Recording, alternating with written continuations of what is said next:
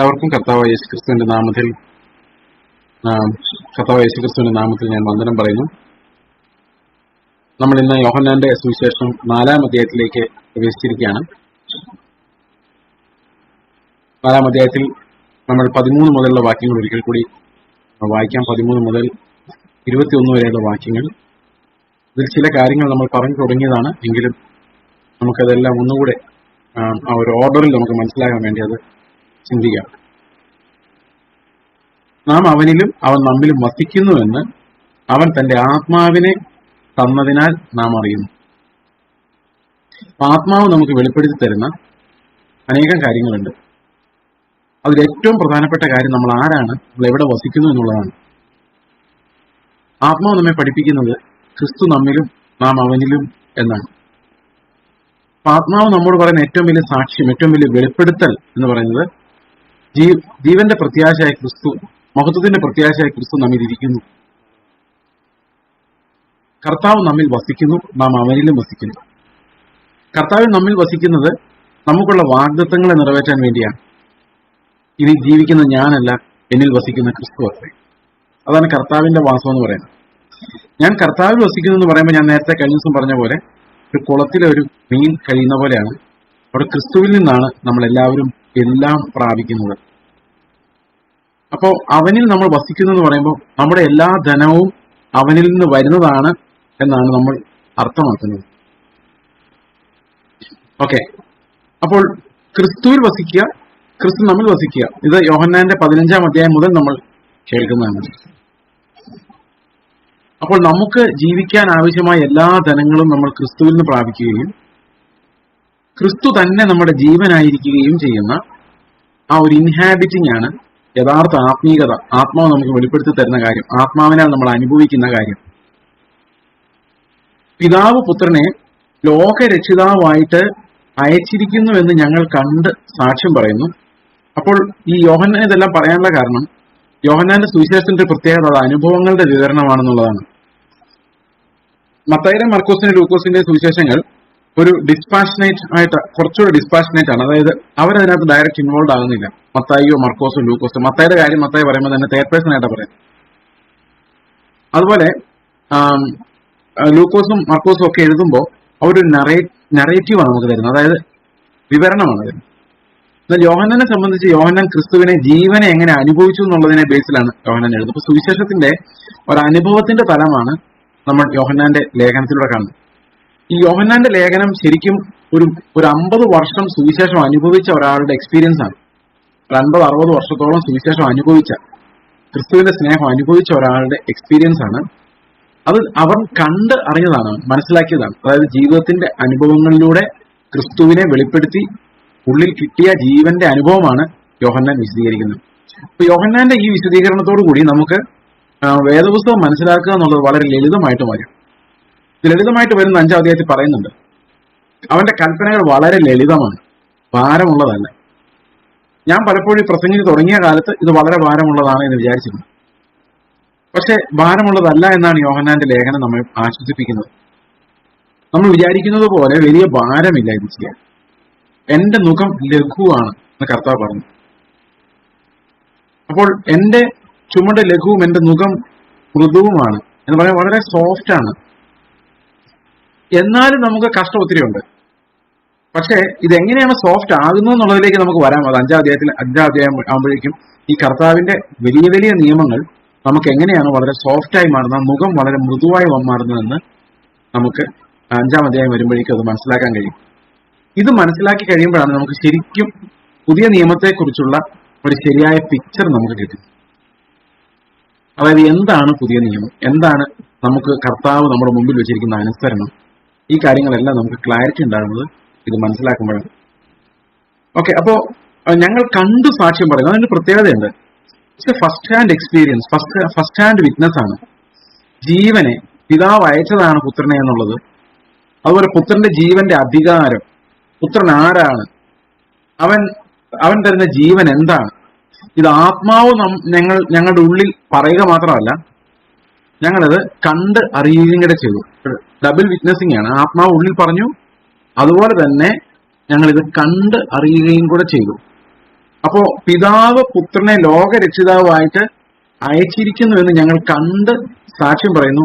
യേശു ദൈവപുത്രൻ എന്ന് സ്വീകരിക്കുന്നവനെ ദൈവവും അവൻ ദൈവത്തിലും വസിക്കുന്നു. അപ്പോ ദൈവം നമ്മളിൽ വസിക്കുന്നു. ഞാൻ നേരത്തെ നിങ്ങളോട് പറഞ്ഞ പോലെ ക്രിസ്തു നമ്മളിൽ വസിക്കുന്നു പറഞ്ഞാൽ അത് തന്നെ. ദൈവം നമ്മളിൽ വസിക്കുന്നു, അല്ലെങ്കിൽ നാം ദൈവത്തിൽ വസിക്കുന്നു എന്ന് പറയണമെങ്കിൽ യേശു ക്രിസ്തുവിനെ ലോകരക്ഷിതാവായി ദൈവം അയച്ചു എന്ന് നമ്മൾ വിശ്വസിക്കണം. ആ ജീവനെ നമ്മൾ കണ്ട് അറിയണം, നമ്മുടെ ഹൃദയം കൊണ്ട് കണ്ട് അറിയണം. ആത്മാവ് നമ്മോട് സാക്ഷ്യം പറയണം. അതാണ് ഒന്നാമത്തെ തലം. അപ്പോൾ നമ്മൾ വീണ്ടും ജനിക്കുമ്പോൾ തന്നെ ആത്മാവ് നമ്മോട് സാക്ഷ്യം പറഞ്ഞു തുടങ്ങും. നമ്മൾ ദൈവത്തിന്റെ മക്കളാണെന്ന് ഓർമ്മിപ്പിച്ചുകൊണ്ടിരിക്കും. ആത്മാവിന്റെ ഒരു ഗ്യാരണ്ടി, ഒരു അഷുറൻസ്, വാഗ്ദത്തങ്ങളെ എപ്പോഴും കാത്തു സൂക്ഷിക്കുന്ന ഒരു ദൈവം നമുക്കുണ്ട്. വാക്ക് പറഞ്ഞവൻ വിശ്വസ്തനാണ്, അവൻ നമ്മെ മക്കളെന്ന് വിളിച്ചിട്ടുണ്ടെങ്കിൽ അത് അങ്ങനെ തന്നെയാണ് എന്ന് നമ്മോട് സാക്ഷ്യം പറയുന്ന അബ്ബാ പിതാവേ എന്ന് നമ്മളെ വിളിപ്പിക്കുന്ന, സ്വർഗത്തിലെ ദൈവത്തെ പിതാവേ എന്ന് നമ്മളെ കൊണ്ട് വിളിപ്പിക്കുന്ന ആത്മാവിന്റെ പ്രവൃത്തി നമ്മുടെ ഉള്ളിൽ, ഒരു വീണ്ടും ജനിച്ച ഒരു പൈതലിന്റെ ഉള്ളിലുണ്ട്. അപ്പൊ നിങ്ങൾ പലപ്പോഴും പറയുമായിരിക്കും, ഞാൻ അത് കേൾക്കുന്നില്ലല്ലോ, ഞാൻ അങ്ങനത്തെ ശബ്ദമൊന്നും കേൾക്കുന്നില്ല ബ്രദറെ, ഞാൻ ശരിക്കും രക്ഷിക്കപ്പെട്ടതാണോ എന്നൊക്കെ ആളുകൾ ചോദിക്കുമായിരിക്കാം. പ്രിയ സഹോദരങ്ങളെ, പലപ്പോഴും നമ്മൾ അനുഭവിക്കുന്ന ഒരു ക്രൈസിസ് ആണ് ആത്മാവിന്റെ ശബ്ദങ്ങൾ നമുക്ക് വ്യക്തമാകുന്നില്ല എന്നുള്ളത്. ആ ഉറപ്പ് നമുക്ക് പലപ്പോഴും ആത്മാവിന്റെ ശബ്ദമെന്ന് തിരിച്ചറിയാനോ ആത്മാവാണ് എനിക്ക് ഉറപ്പ് തരുന്നതെന്ന് മനസ്സിലാക്കാനോ പലപ്പോഴും നമ്മുടെ ഈ ലോക ജീവിതത്തിൽ കഴിയാറില്ല. അതിന്റെ കാരണം നമ്മൾ എപ്പോഴും നമ്മുടെ ജഡം പുറപ്പെടുവിക്കുന്ന ശബ്ദങ്ങൾ കേട്ട് ശീലിച്ചവരാണ്. ഈ ജഡം എപ്പോഴും നമ്മോട് പറഞ്ഞുകൊണ്ടിരിക്കും, നീ എന്തിനു കൊള്ളാം, നിന്നെ എന്തിനു കൊള്ളാം, നിന്നെയൊക്കെ ദൈവം മകനായിട്ട് എതിർക്കുവോ. അത് ഈ ജഡം എപ്പോഴും നമ്മുടെ പരസ്യമായിട്ട് പറയില്ലെങ്കിലും നമ്മുടെ ഉള്ളിന്റെ ഉള്ളിൽ ആ ഒരു കൊളുത്ത് ഇങ്ങനെ കിടക്കും, ഈ ദുർമനസാക്ഷി.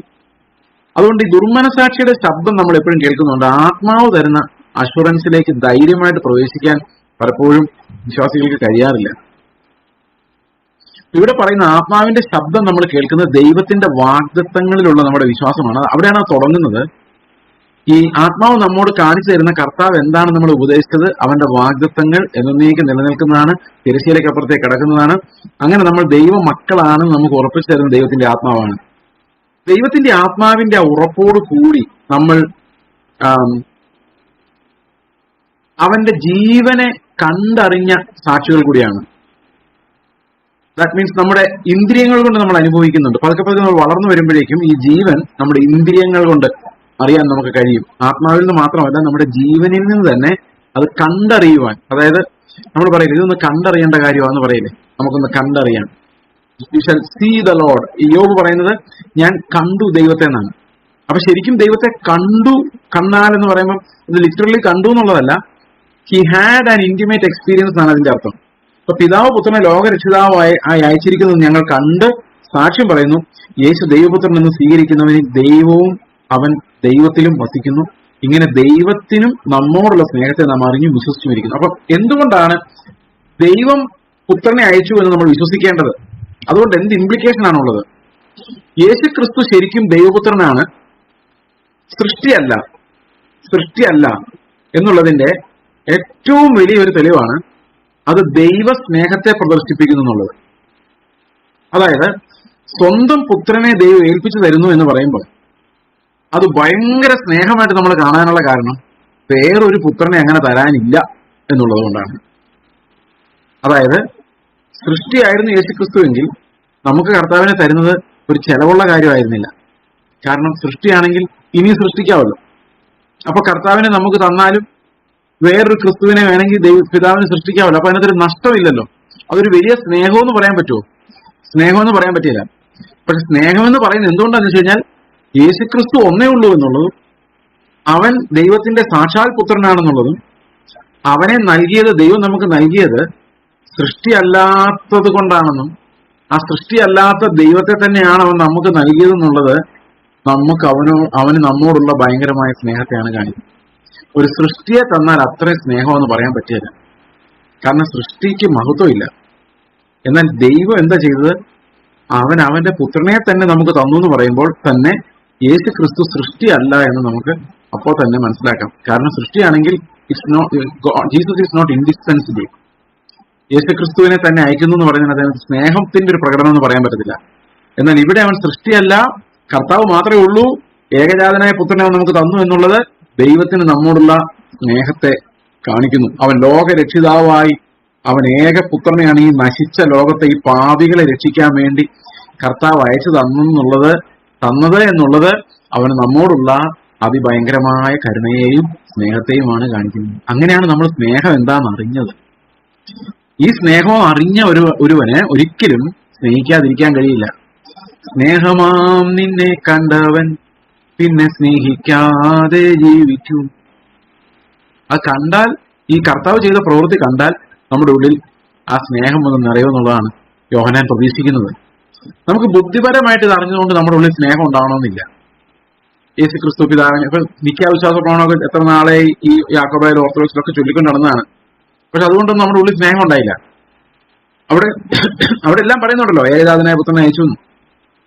നമ്മൾ ബൈബിളിലും പല പ്രാവശ്യം വായിച്ചിട്ടുണ്ട്. പക്ഷെ അത് ആത്മാവ് നമ്മോട് സാക്ഷ്യം പറയുകയും അത് അവന്റെ ജീവനിലേക്ക് പ്രവേശിക്കുകയും ചെയ്യുന്ന ഒരു തലത്തിലേക്ക് നമ്മൾ വരുമ്പോഴാണ് ശരിക്കും അത് നമുക്ക് അത് ആ സ്നേഹമായിട്ട് വെളിയിലേക്ക് വരുന്നു. അപ്പൊ കർത്താവിന്റെ സ്നേഹത്തെ നമ്മൾ അറിഞ്ഞിട്ടുണ്ടെങ്കിൽ, മനസ്സിലാക്കിയിട്ടുണ്ടെങ്കിൽ, സ്വന്തം പുത്രനെ തരുവാൻ കർത്താവ് കാണിച്ച ആ ഒരു കരുണ, ലോകത്തെ രക്ഷിക്കാൻ വേണ്ടി സ്വന്തം പുത്രനെ തകർത്ത് കളയാൻ പിതാവിന് ഇഷ്ടം തോന്നി എന്ന് പറയുമ്പോൾ അവൻ എന്നോട് കാണിച്ച സ്നേഹം എനിക്ക് എന്താണെന്ന് മനസ്സിലാകുമ്പോഴാണ് 16-ാം വാക്യം പറയുന്നത്, ഇങ്ങനെ ദൈവത്തിന് നമ്മോടുള്ള സ്നേഹത്തെ നാം അറിഞ്ഞും വിശ്വസിച്ചിരിക്കുന്നു. അപ്പൊ പിതാവ് പുത്രനെ അയച്ചു എന്ന് പറയുമ്പോ സത്യത്തിൽ എന്താ നമ്മൾ വിശ്വസിക്കുന്നതെന്നറിയോ? ദൈവം എന്നെ സ്നേഹിച്ചിരിക്കുന്നു എന്നാണ് വിശ്വസിക്കുന്നത്. I am a loved child. I am a child of God, intimately loved by the Lord. ദൈവം വളരെ അരുമയായി സ്നേഹിക്കുന്ന ഒരു മകളാണ് ഞാനെന്ന് യേശു ക്രിസ്തുവിനെ അയച്ചതിൽ നമുക്ക് മനസ്സിലാക്കാം. അങ്ങനെയാണ് കർത്താവിന്റെ സ്നേഹത്തിനകത്തേക്ക് നമ്മൾ പോയി ചാടുന്നത്. നമ്മൾ അവനെ സ്നേഹിച്ചതല്ല, അവൻ നമ്മെ സ്നേഹിച്ചതാണ്. We are surrounded by God's love. We are immersed in that love. അവന്റെ സ്നേഹത്തിലേക്ക് നമ്മൾ വീഴുകയാണ് എന്ന് പറഞ്ഞു കഴിഞ്ഞാൽ, അതിനാൽ കവിഞ്ഞൊഴുകപ്പെടുകയാണ് ആ സ്നേഹം. ആ സ്നേഹത്തിനകത്ത് നമ്മൾ കിടന്നുകൊണ്ട് നമുക്ക് സ്നേഹം ഇല്ല എന്ന് പറയാൻ കഴിയത്തില്ല. കാരണം എന്റെ അപര്യാപ്തതകളുടെ അപ്പുറത്ത് കർത്താവിന്റെ സ്നേഹം വെളിപ്പെട്ടിട്ടുണ്ട്. അവന്റെ അപര്യാപ്തതകളുടെ നടുവിൽ, എന്റെ ബലഹീനതകളുടെ നടുവിൽ അവൻ എത്ര കരുണയുള്ളവനാണെന്ന് അവൻ എനിക്ക് വെളിപ്പെടുത്തി തന്നിട്ടുണ്ട്. അതുകൊണ്ട് ഏത് മനുഷ്യനെ നോക്കുമ്പോഴും അവൻ ദൈവത്തിന്റെ സ്നേഹമാണ് അറിയുന്നത്. എന്നെ അന്വേഷിച്ച് വന്ന ദൈവം എന്ന് പറയുന്നത് it's A huge statement with immense power. എന്നെ അന്വേഷിച്ചവൻ വന്നു എന്ന് പറയുന്നത് ശരിക്കും അത്ഭുതകരമായ ദൈവസ്നേഹത്തിന്റെ പ്രദർശനമാണ്. അവൻ എന്നെ അന്വേഷിച്ച് ചുമ്മാ വരിക മാത്രമല്ല, അവൻ എന്റെ പാപങ്ങൾക്ക് പ്രായശ്ചിത്തമായി അവനെ യാഗപീഠത്തിന്മേൽ അർപ്പിച്ചു. അവന്റെ ശരീരം ചിതറപ്പെടാൻ തക്കവണ്ണം അവൻ വേദന അനുഭവിച്ചു. അവന്റെ രക്തം എനിക്ക് വേണ്ടി തരാൻ തക്കവണ്ണം അവൻ അങ്ങേയറ്റം പിതാവിന്റെ സന്നിധിയിൽ അവനെ യാഗമാക്കി, പാനീയാഗമാക്കി അർപ്പിച്ചു എന്ന് പറയുമ്പോൾ അത് എനിക്ക് വേണ്ടിയായിരുന്നല്ലോ എന്ന് ചിന്തിക്കുമ്പോൾ I know I am a loved child. The Lord loves me. അതിനത്രയുള്ള ഒറ്റ സ്റ്റേറ്റ്മെന്റിനകത്ത് നമ്മൾ നിത്യമായ ആശ്വാസമാണ് പ്രാപിക്കുന്നത്. അവന്റെ സ്നേഹം ശത്രുക്കളായിരുന്നപ്പോൾ നമ്മെ അന്വേഷിച്ചു വന്നു. ഇപ്പൊ നമ്മൾ മക്കളാണ്. അപ്പൊ എത്ര അധികമായിട്ട് അത് ദൈവത്തിന്റെ ആ ഒരു ലവിലുള്ള ഇൻക്രീസ്, അല്ലെ, സ്നേഹത്തെ പ്രദർശിപ്പിക്കുന്നതിനുള്ള വർധനവ് നമുക്ക് റോമാലേഖനം 5-ാം അധ്യായത്തിന്റെ 10-ാം വാക്യം എനിക്ക് വളരെ ഇഷ്ടമുള്ളൊരു വാക്യമാണ്. ആ റോമാലേഖനം അങ്ങനെ പറയുമ്പോൾ ബൈബിളിൽ ഏതെങ്കിലും ഇഷ്ടമില്ലാത്ത വാക്യം ഉണ്ടോ എന്ന് ചോദിച്ചാൽ അങ്ങനെയൊന്നുമില്ല. പക്ഷെ ഇത് ശരിക്കും നമുക്ക് ആ സ്നേഹത്തിന്റെ അഷുറൻസ് തരുന്നൊരു വാക്യമാണ്. റോമാലേഖനം 5-ന്റെ 10. ഞാനത് വായിക്കാം. ഇങ്ങനെയാണ് പറയുന്നത്, ശത്രുക്കളായിരിക്കുമ്പോൾ തന്നെ നമുക്ക് അവന്റെ പുത്രന്റെ മരണത്താൽ ദൈവത്തോട് നിരപ്പ് വന്നുവെങ്കിൽ, അപ്പം നമുക്ക് വേണ്ടി പുത്രൻ തകർക്കപ്പെടുമ്പോൾ നമ്മൾ ശത്രുക്കളാണ്. നമുക്ക് വേണ്ടി പുത്രൻ കാൽവരി ക്രൂശിൽ തകർക്കപ്പെടുമ്പോൾ നമ്മൾ ദൈവത്തിന്റെ ബന്ധുക്കളല്ല. നമ്മൾ ദൈവത്തെ അന്വേഷിച്ചിട്ടില്ല. നമ്മളിൽ ഒരു നന്മയുമില്ല. അങ്ങനെ നമ്മളിൽ യാതൊരു നന്മയും ഇല്ലാത്തപ്പോഴാണ് അവൻ ശത്രുക്കളായിരിക്കുമ്പോൾ തന്നെയാണ് ഈ പുത്രൻ കാൽവരി ക്രൂശിൽ മരിക്കുന്നത്. ലോകം മുഴുവൻ അവന്റെ ശത്രുവാണ്. ലോകത്തിൽ അവൻ ഒരു മിത്രവുമില്ല. ഉറ്റ സഖി പോലും ഏറ്റുകൊള്ളുവാനില്ലാതായി എന്നല്ലേ പറയുന്നത്. അതായത് പ്രാണസ്നേഹിതൻ പോലും ഓടി രക്ഷപ്പെടുന്ന ആ ദുരിത സമയത്ത് ഓക്കെ, ശത്രുക്കൾക്ക് വേണ്ടി മാത്രമാണ് കർത്താവ് മരിക്കുന്നത്. ലോകത്ത് ഒരു ദൈവത്തിന്റെ സ്നേഹിതനും ഇല്ല, ദൈവത്തെ അന്വേഷിക്കുന്നവനും ഇല്ല, ദൈവത്തെ വേണമെന്ന് ഹൃദയത്തിൽ തോന്നുന്നവൻ പോലും ഇല്ല. അങ്ങനെ ഒരു സമയത്ത് ശത്രുക്കൾക്ക് വേണ്ടി അവൻ മരിച്ചു എന്ന് പറയുമ്പോൾ അവിടെ പറയുന്നത് ഇങ്ങനെയാണ്, ശത്രുക്കളായിരിക്കുമ്പോൾ തന്നെ നമുക്ക് അവന്റെ പുത്രന്റെ മരണത്താൽ ദൈവത്തോട് നിരപ്പ് വന്നുവെങ്കിൽ നിരന്ന ശേഷം എന്ന് പറഞ്ഞപ്പോ നമുക്ക് ശത്രുക്കളല്ല, നമ്മൾ മക്കളാണ്. അപ്പൊ ശത്രുവിനെ അത്രയും സ്നേഹിച്ച് സ്വന്തം പുത്രനെ കൊടുക്കാൻ പിതാവിന് പറ്റുമെങ്കിൽ ഈ മക്കൾക്ക് വേണ്ടി ദൈവം എന്തായിരിക്കും വെച്ചിരിക്കുന്നത്? മനസ്സിലായത് എന്താ ഞാൻ ചോദിച്ചത്? ശത്രുക്കളായിരിക്കുമ്പോ ദൈവം ഈ ശത്രുക്കൾക്ക് വേണ്ടി എന്താ കൊടുത്തത്? സ്വന്തം പുത്രനെ. അപ്പൊ ഇപ്പൊ മക്കളെ വിളിച്ചിട്ട് അപ്പൊ എന്തായിരിക്കും കൊടുക്കുന്നത്? ശത്രുക്കളോട് ദൈവത്തിന്റെ ഇടപെടൽ അത്ര ഭയങ്കരമാണെങ്കിൽ, അത്ര ഭയങ്കര സ്നേഹമാണെങ്കിൽ, ഈ മക്കളായി കഴിഞ്ഞവരോട് ദൈവത്തിന്റെ ഇടപെടൽ എങ്ങനെയായിരിക്കും? അവിടെ പറയുന്നത് നിരന്ന ശേഷം നാം അവന്റെ ജീവനാൽ എത്ര അധികമായി രക്ഷിക്കപ്പെടും. അപ്പൊ മക്കൾക്ക് വേണ്ടി സ്വന്തം പ്രാണനെ, സ്വന്തം പുത്രനെ ഏൽപ്പിച്ചു കൊടുക്കാൻ പിതാവിന് കഴിയുമെങ്കിൽ നമുക്ക് ആ പിതാവിനോട് നിരപ്പ് വന്ന ശേഷം എത്ര അധികമായിട്ട് നമ്മൾ അവന്റെ ജീവനാൽ രക്ഷ പ്രാപിക്കും. അപ്പൊ ഈ അധികമധികമായി നമ്മളിലേക്ക് ഒഴുകുന്ന ജീവൻ എന്ന് പറയുന്നത് നമ്മുടെ രക്ഷയുടെ ഫലമാണ്, മക്കൾക്ക് കൊടുക്കുന്ന ദാനമാണ്. നമ്മൾ മക്കളായിരിക്കെ നമ്മളിൽ ജീവന്റെ സമൃദ്ധി ഉണ്ടാകും. ആ സമൃദ്ധി കർത്താവ് മക്കൾക്ക് കൊടുക്കുന്ന ദാനമാണ്. നമ്മൾ എത്ര അധികമായി രക്ഷിക്കപ്പെടും എന്ന് പറഞ്ഞാൽ ഈ ലോകത്തിന്റെ സ്വഭാവത്തിൽ നിന്നും ജഡത്തിന്റെ വ്യാപാരങ്ങളിൽ നിന്നും നമ്മൾ എത്ര അധികമായി രക്ഷിക്കപ്പെടും. കാരണം ദൈവം ശത്രുക്കൾക്ക് വേണ്ടി മരിക്കാൻ തയ്യാറാണെങ്കിൽ മക്കളെ രക്ഷിക്കാൻ വേണ്ടി അവരെന്തും ചെയ്യാൻ തയ്യാറാകുമെന്നാണ് അതിനർത്ഥം, അല്ലെ? അപ്പൊ നമ്മൾ എങ്ങും പോകില്ല. നമ്മൾ മക്കളാണെങ്കിൽ നമ്മളെ ദൈവം, ശത്രുക്കളായിരിക്കുമ്പോൾ അവന്റെ പുത്രനെ തന്ന് നമ്മളെ രക്ഷിക്കാമെങ്കിൽ, നമ്മൾ മക്കളായി കഴിയുമ്പോൾ നമ്മളെ സ്വർഗത്തിലെത്തിക്കാൻ, വിശുദ്ധീകരിക്കാൻ, തേജസ് ഉണ്ടാക്കുവാൻ, നമ്മളിലൂടെ ജീവജല നദികൾ ഒഴുകുവാൻ ദൈവം എന്തു വേണമെങ്കിലും ചെയ്യും. അവൻ മക്കൾക്ക് ഒന്നും തരാതിരിക്കുകയില്ല, മറച്ചു വെക്കുകയില്ല. അത് റോമാലേഖനം 8-ാം അധ്യായത്തിൽ പൗലോസ് പിന്നെയും പറയുന്നുണ്ട്. 8-ാം അധ്യായത്തിൽ പറയുന്നത് ഇതേ വാക്യം തന്നെ 9-ാം അധ്യായം, റോമർ 8-ാം അധ്യായത്തിന്റെ 32-ാം വാക്യം, സ്വന്തം പുത്രനെ ആദരിക്കാതെ നമുക്ക് എല്ലാവർക്കും വേണ്ടി ഏൽപ്പിച്ചു തന്നവൻ. അപ്പൊ അത് ഭയങ്കര എക്സ്പ്രഷൻ ഓഫ് ലവ് ആണ്. സ്വന്തം പുത്രനെ ആദരിക്കാതെ നമുക്ക് എല്ലാവർക്കും വേണ്ടി ഏൽപ്പിച്ചു തന്നവൻ അവനോടുകൂടെ സകലവും നമുക്ക് നൽകാതിരിക്കും എന്ന് പറഞ്ഞു കഴിഞ്ഞാൽ ഒരു പാക്കേജാണ്.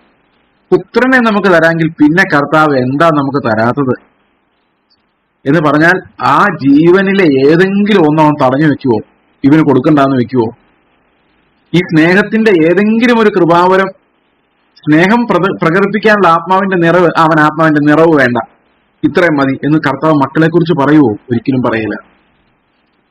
നമ്മൾ ഏത് നിറവിലേക്ക് നമ്മളെ നടത്താനും കർത്താവിന് ആഗ്രഹമുണ്ട്. അവനത് നിവർത്തിക്കുവാൻ ശക്തനായ ദൈവമാണ്. ശത്രുക്കളെ രക്ഷിക്കാൻ കഴിയുന്നവൻ, മക്കളെ അവൻ ജീവന്റെ സമൃദ്ധിയാൽ അവൻ നമ്മളെ രക്ഷിക്കും. നമ്മൾ അവനിൽ വിശ്വസിക്കുമ്പോൾ ആ രക്ഷ നമുക്ക് അനുഭവിക്കാനായിട്ട് സാധിക്കും. അപ്പൊ ദൈവത്തിന്റെ രക്ഷയുടെ വലിയ വാഗ്ദത്തങ്ങളാണ് നമ്മൾ യോഹന്നാന്റെ ലേഖനത്തിൽ നിറവേറിയതായി കാണുന്നത്. യോഹന്നാന്റെ ലേഖനത്തിലേക്ക് വരുമ്പോഴാണ് ഈ വാഗ്ദത്തങ്ങളുടെ എല്ലാം നിറവേറൽ നമ്മൾ മനസ്സിലാക്കുന്നത്. ഓക്കെ,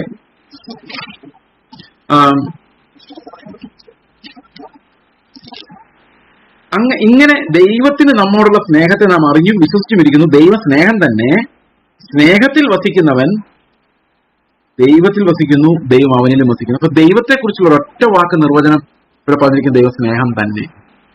അപ്പൊ നമ്മിൽ അധിവസിക്കുന്ന ദൈവം എന്ന് പറഞ്ഞാൽ എന്താ അർത്ഥം? നമ്മിൽ അധിവസിക്കുന്ന സ്നേഹം. ദൈവം നമ്മുടെ ചെയറിൽ വന്നിരുന്ന ഒരു കസേരയിട്ടിരിക്കുമല്ല, അവൻ ആത്മാവായി നമ്മുടെ ഉള്ളിൽ വന്ന് ആത്മാവ് ജീവനെ പകർന്ന് ആ ജീവൻ സ്നേഹമായി ദൈവത്തെ വെളിപ്പെടുത്തുക ചെയ്യുന്നത്. അപ്പൊ ദൈവത്തിന്റെ വാസത്തിന്റെ ഏറ്റവും പ്രധാനപ്പെട്ട അടയാളം എന്ന് പറയുന്നത് ഈ ആത്മാവിൽ നിന്ന് പുറപ്പെടുന്ന ജീവജല നദികളാണ്. So without loving your brother you cannot claim that you love God. അപ്പൊ ദൈവം നമ്മിൽ വസിക്കുന്നു എന്ന് പറഞ്ഞിട്ട് അടുത്ത വാക്യം എന്താ പറയുന്നത്? ദൈവം സ്നേഹം തന്നെ. അപ്പൊ സ്നേഹത്തിൽ വസിക്കുന്നവൻ ദൈവത്തിൽ വസിക്കും. ഓക്കെ, അപ്പൊ ദൈവം നമ്മുടെ ഉള്ളിൽ വസിക്കുന്നു, ആത്മാവായി വസിക്കുന്നു, ജീവനായി. ഞാൻ പണ്ട് ഒരു ഒരു ഒരു ഗ്ലോറിഫൈഡ് ഫോം ഓഫ് ഐഡലേറ്ററി, എനിക്ക് തോന്നുന്നു ഒരു 2007-ലോ 2006-7-ലോ ആണ് എനിക്ക് ഈ ഒരു ബോധ്യം ഉണ്ടാകുന്നത്. ക്രിസ്ത്യൻ ഐഡലേറ്ററി എന്ന് പറഞ്ഞൊരു കാര്യം. നമ്മുടെ ഹൃദയത്തിനകത്ത് യേശു ക്രിസ്തു ഉണ്ടോ എന്നൊരു ചോദ്യം പലരും ചോദിക്കാറുണ്ട്. ഓക്കെ, ഹൃദയത്തിൽ കർത്താവുണ്ടോ? ഹൃദയത്തിൽ കർത്താവുണ്ട്. പക്ഷെ ഈ കർത്താവിനെ ഹൃദയത്തിൽ സ്വീകരിച്ച് ഒരു സിംഹാസനം കൊടുത്ത് ഇരുത്തുക, രാവിലെ 5 മണിക്ക് പോയി ഓപ്പൺ ചെയ്യുക, കുറച്ചു നേരം പ്രാർത്ഥിക്കുക, ബൈബിൾ വായിക്കുക, ക്ലോസ് ചെയ്യുക, പിന്നെ സമയം കിട്ടുമ്പോഴെല്ലാം ഈ ശ്രീകോവിൽ ഹൃദയത്തിനകത്തെ അത് തുറന്ന് മദ്ബഹയോ എന്തെന്ന് വെച്ചാൽ തുറന്ന് കർത്താവ് അവിടെ ഇരിക്കുന്നുണ്ടോ നോക്കിയാൽ ഉണ്ട്, കർത്താവെ സ്തോത്രം, ഇന്നത്തെ ദിവസം പുലർത്തിയതിനായിട്ട് സ്തോത്രം, നാളെയും പുലർത്തണമെന്ന് പറയുക, ഇന്ന് വായിക്കാനുള്ള വചനം വായിക്കുക. അപ്പൊ കർത്താവിന് സന്തോഷമായി, ബൈബിളും വായിക്കുന്നുണ്ടല്ലോ, മറ്റു പുസ്തകങ്ങളെല്ലാം വായിക്കുന്നതിന്റെ കൂടെ, എന്നാൽ പിന്നെ ആയിക്കോട്ടെ എന്ന് കർത്താവ് വിചാരിക്കും. അപ്പൊ ഇത് ശരിക്കും നമ്മുടെ ഹൃദയത്തിൽ ഒരു ഐഡലിനെ പ്രതിഷ്ഠിച്ചിരിക്കുന്ന പോലെയാണ് ക്രിസ്തുവിനെ പ്രതിഷ്ഠിച്ചു വെച്ചിരിക്കുന്നത്. അപ്പൊ അവിടെ ഒരു ആരാധനാമൂർത്തിയെ നമ്മൾ നമ്മുടെ ഹൃദയത്തിനകത്ത്, ഹൃദയം എന്ന ടെമ്പിളിൽ വെച്ച് ഒരു ഗ്ലോറിഫൈഡ് ഐഡോലാട്രിയാണ് ഇന്ന് മിക്കവാറും ആളുകളും സങ്കല്പിക്കുന്ന രക്ഷ എന്ന് പറയുന്നത്. എന്നാൽ അങ്ങനെയല്ല ഇവിടെ സംഭവിക്കുന്നത്. യേശു ക്രിസ്തു നമുക്ക് ജീവനായി, ആത്മാവ് വന്നിട്ട് നമുക്ക് ക്രിസ്തുവിന്റെ തന്നെ ജീവനായിട്ടാണ് അവൻ നമ്മളിൽ വസിക്കുന്നത്. അതായത് ക്രിസ്തു നമ്മിൽ വസിക്കുന്നു എന്നുള്ളത് അതൊരു വ്യക്തി വന്നിങ്ങനെ കസേരയിലിരിക്കുന്നതായിട്ടല്ല നമ്മളത് സങ്കല്പിക്കേണ്ടത്. നമ്മളിൽ അവന്റെ ആത്മാവ് തരുന്ന ക്രിസ്തുവിന്റെ ജീവനായിട്ടാണ് ഇരിക്കുന്നത്. ഓക്കെ, അത് മറ്റ് ഈ മതങ്ങളിലുള്ള ദൈവസങ്കല്പം അല്ല. ഇതൊരു പുതിയ നേച്ചർ, കർത്താവിൽ സൃഷ്ടിക്കപ്പെടുന്ന ആ പുതിയ പ്രകൃതമാണ്. അവിടെ കർത്താവാണ് നമ്മിൽ വസിക്കുന്നത് എന്ന് പറഞ്ഞു കഴിഞ്ഞാൽ ആത്മാവ് നമ്മിൽ വസിച്ച് ആ ദൈവത്തിന്റെ ജീവൻ നമ്മളിലേക്ക് പകരും. അപ്പൊ ആത്മാവ് നമ്മിൽ വസിക്കുന്ന പറഞ്ഞാൽ ദൈവം തന്നെയാണ് വസിക്കുന്നത്, ക്രിസ്തു തന്നെയാണ് വസിക്കുന്നത്, പിതാവ് തന്നെയാണ് വസിക്കുന്നത്. കാരണം ഇത് മൂന്നും ഒന്നാന്നുള്ള അർത്ഥത്തിലല്ല, ഒരേ പ്രകൃതമാണ് നമുക്ക് ലഭിക്കുന്ന പുതിയ പ്രകൃതം. ദൈവാനുരൂപമായ ആ പുതിയ മനുഷ്യന്റെ സൃഷ്ടിയാണ് ഈ കർത്താവ് നമ്മിൽ വരുന്നു എന്ന് പറയുന്നതിന്റെ ഇമ്പാക്ട്. അതാണ് അതിന്റെ മീനിങ്. അതാണ് ഉദ്ദേശിക്കുന്നത്. ഓക്കെ, നമ്മൾ ഒരു ഗ്ലോറിഫൈഡ് ഐഡോലാട്രിയിലോട്ടല്ല, അവന്റെ ജീവനിലേക്കാണ് പ്രവേശിക്കുന്നത്. ആത്മാവ് ജീവിപ്പിക്കുന്നു. Spirit quickens, spirit gives life. ആത്മാവ് നമുക്ക് ജീവൻ നൽകുന്നു. ഓക്കെ, ഇവിടെ പറയുന്ന ഈ സ്നേഹത്തെക്കുറിച്ച് പറയുന്ന ഒരു പ്രധാനപ്പെട്ട കാര്യം, സ്നേഹത്തിൽ വസിക്കുന്നവൻ ദൈവത്തിൽ വസിക്കുന്നു, ദൈവം അവനിലും വസിക്കുന്നു. അതുകൊണ്ട് എന്താ പ്രയോജനം? ഈ ദൈവം എന്നിലും ഞാൻ ദൈവത്തിലും വസിക്കാനുള്ള പ്രയോജനം എന്താ? ഞാൻ ഒത്തിരി സ്നേഹം എന്റെ ഉള്ളിൽ ഉണ്ടാവും. ദൈവത്തോടാണ് പ്രൈമറിൽ ഉണ്ടാകുന്നത്, അത് മനുഷ്യരിലേക്ക് വരും. 17-ാം വാക്യത്തിൽ പറയുന്നത്, ന്യായവിധി ദിവസത്തിൽ നമുക്ക് ധൈര്യം ഉണ്ടാകുവാൻ പറ്റും. അപ്പൊ ശരിക്കും ന്യായവിധി ദിവസത്തിൽ നമുക്ക് ധൈര്യം ഉണ്ടാകുവാൻ എന്ത് വേണം? ഈ കർത്താവിൽ നമ്മൾ വസിക്കുകയാണെങ്കിൽ നമുക്ക് ഭയങ്കര ധൈര്യമായിരിക്കത്തില്ലേ? ദൈവം നമ്മിലും നാം ദൈവത്തിലും വസിക്കുകയാണെങ്കിൽ നമുക്ക് ന്യായവിധി ദിവസത്തിൽ ധൈര്യം ഉണ്ടാവും. ധൈര്യമായിട്ട് പിതാവിന്റെ മുമ്പിൽ നിൽക്കാം. കാരണം ഞാൻ കർത്താവിൽ തന്നെയാണ്, ഞാൻ അവന്റെ ജീവനെ അനുഭവിച്ചുകൊണ്ടിരിക്കുകയാണ്, അവന്റെ സ്നേഹം എന്നിൽ വാഴുന്നുണ്ട്. അപ്പൊ തീർച്ചയായിട്ടും എനിക്കൊരു പ്രാഗൽഭ്യമുണ്ട്. ഈ സ്നേഹം എന്ന് പറയുന്നത്, കർത്താവിന്റെ സ്നേഹം എന്നിൽ വസിക്കുന്നുണ്ടെങ്കിൽ അതെനിക്ക് ന്യായവിധി ദിവസത്തിൽ ഭയങ്കര പ്രാഗൽഭ്യമാണ് തരുന്നത്. ഓക്കെ, ഇത് പെർഫെക്റ്റ് ആയോ എന്ന് ചോദിച്ചു കഴിഞ്ഞാൽ ആയി കാണത്തില്ലായിരിക്കാം. ഈ പെർഫെക്ഷൻ ഇംപെർഫെക്ഷൻ ഒന്നും ഒരു ചോദ്യം ഇല്ല ഇതിനകത്ത്. കർത്താവിന്റെ സ്നേഹം നമ്മൾ വസിക്കുന്നുണ്ടെങ്കിൽ ഉണ്ട്. ഓക്കെ, ആത്മാവ് is there, we are his people. ഇന്ന് നമ്മളതിൽ വളർന്ന് ആ ജീവന് നമ്മൾ വളർന്നു. ഓക്കെ, ന്യായവിധി ദിവസത്തിൽ നമുക്ക് ധൈര്യം ഉണ്ടാകുവാൻ തക്കവണ്ണം ഇതിനാൽ സ്നേഹം നമ്മോട് തികഞ്ഞിരിക്കുന്നു എന്ന് പറഞ്ഞു കഴിഞ്ഞാൽ, കർത്താവിൽ ഞാൻ വസിക്കുകയും എന്നിൽ കർത്താവ് വസിക്കുകയും ചെയ്യുമ്പോൾ അതിനർത്ഥം എന്താ? സ്നേഹം തികഞ്ഞിരിക്കുന്നു, അല്ലെ? എന്റെ വീട്ടില് ഒരാൾ വന്ന് താമസിക്കുന്നു, വസിക്കുന്നു എന്ന് പറഞ്ഞു കഴിഞ്ഞാൽ ആ സ്നേഹം തികഞ്ഞെങ്കിൽ മാത്രമേ അവിടെ വസിക്കാൻ പറ്റത്തുള്ളൂ. സ്നേഹമില്ലെങ്കിൽ വസിക്കാൻ പറ്റില്ല. അപ്പൊ കർത്താവിൽ ഞാൻ വസിക്കുന്നു, കർത്താവ് എന്നിൽ വസിക്കുന്നു പറയുമ്പോൾ അവിടെ കർത്താവിന്റെ സ്നേഹം നമ്മിൽ തികഞ്ഞു വരികയാണ്. അതൊരു തികഞ്ഞ ദൈവസ്നേഹം നമ്മൾ വരുന്നതുകൊണ്ട് എന്ത് സംഭവിക്കും? നമുക്ക് ന്യായവിധി ദിവസത്തിൽ ധൈര്യം ഉണ്ടാകും. നമുക്ക് ധൈര്യം ഉണ്ടാകണം. നമ്മൾ വിറച്ചു പോകരുത്. കർത്താവ് വരുമ്പോൾ നമ്മൾ പരവേശപ്പെട്ടു പോകരുത്. നമ്മൾ ധൈര്യമുള്ളവരായി കാണപ്പെടണം. നമ്മൾ അവന്റെ ജീവനാണ് നമ്മളിൽ വ്യാപരിക്കുന്നെങ്കിൽ നമ്മൾ ധൈര്യമുള്ളവരായിരിക്കും. ദൈവത്തിൽ വസിക്കുന്നവർ ധൈര്യമുള്ളവരായിരിക്കും. ഓക്കെ, ധാരാളമായ പ്രവേശനം. 2 പത്രോസിൽ പറയുന്നതനുസരിച്ച് സ്നേഹം എന്ന ഫലം അവസാനം പറഞ്ഞിട്ട് പറയാണ്, ഇവ നിങ്ങൾക്കുണ്ടായി വർദ്ധിക്കുന്നുവെങ്കിൽ. ഇവ ഇല്ലാത്തവനോ കുരുടനത്രേ. എന്നിട്ട് പറയാണ്, നിങ്ങളുടെ വിലയും തെരഞ്ഞെടുപ്പ് ഉറപ്പുവരുത്തുകയും. അങ്ങനെ ചെയ്താൽ ഈ ഉറപ്പുവരുത്തണമെങ്കിൽ എന്ത് വേണം? ഈ സ്നേഹം നമ്മുടെ ഉള്ളിലേക്ക് വരണം. അപ്പൊ ഈ വിശദീകരണം സംഭവിക്കണം. അല്ലെങ്കിൽ നമുക്കൊരു വാഗ്ദത്തം മാത്രമേ നമ്മുടെ മുമ്പിലുള്ളൂ. ഈ വാഗ്ദത്തത്തിൽ നമുക്ക് ധൈര്യം പ്രാപിക്കാൻ നമുക്ക് ഈ ദൈവിക ഗുണങ്ങൾ നമ്മളിലേക്ക് വരണം. അങ്ങനെ വരുമ്പോൾ ദൈവരാജ്യത്തിലേക്കുള്ള ധാരാളമായ പ്രവേശനം നമ്മൾ പ്രാപിക്കും. അപ്പൊ നമുക്ക് ദൈവത്തിന്റെ സന്നിധിയിൽ ധൈര്യം ഉണ്ടാകേണ്ടത്. ധൈര്യമുണ്ടോ? കർത്താവിന്റെ സന്നിധിയിൽ ഇപ്പൊ ധൈര്യമുണ്ടോ? ഓക്കെ, അതാണ് നമ്മുടെ മുമ്പിലുള്ള ഒരു ചോദ്യം. ഈ ധൈര്യം നമുക്ക് ഉണ്ടാകേണ്ടതിന് ഈ സ്നേഹത്തിൽ വസിക്കണം എന്ന ദൈവത്തിന്റെ വചനം നമ്മളെ ഓർമ്മിപ്പിക്കുകയാണ്. അവൻ ഇരിക്കുന്നത് പോലെ ഈ ലോകത്തിൽ നാമും ഇരിക്കുന്നു. ഇത് പറയുന്നതിനകത്ത് കുറച്ച് കാര്യങ്ങളുണ്ട്. യേശുക്രിസ്തു ഈ ഭൂമിയിൽ ഇരിക്കുമ്പം അവൻ ലോകത്തിനുള്ളവനായിരുന്നില്ല. അപ്പൊ ലോകത്തിനുള്ളവനല്ലാത്തവനായിരുന്നു ക്രിസ്തു. അപ്പൊ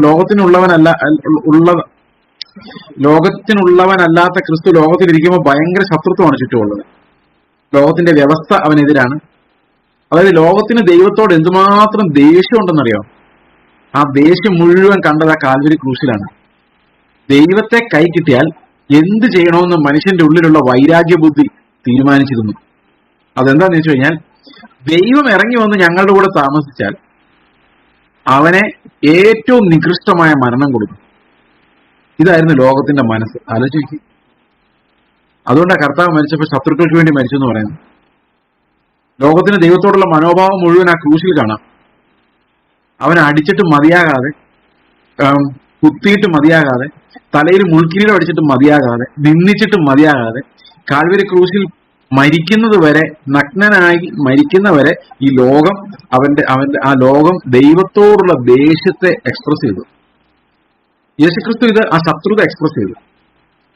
യേശുക്രിസ്തു ഇതൊരു ഉപമയിലൂടെ പറഞ്ഞിട്ടുണ്ട്. കുടിയാന്മാരുടെ കഥ.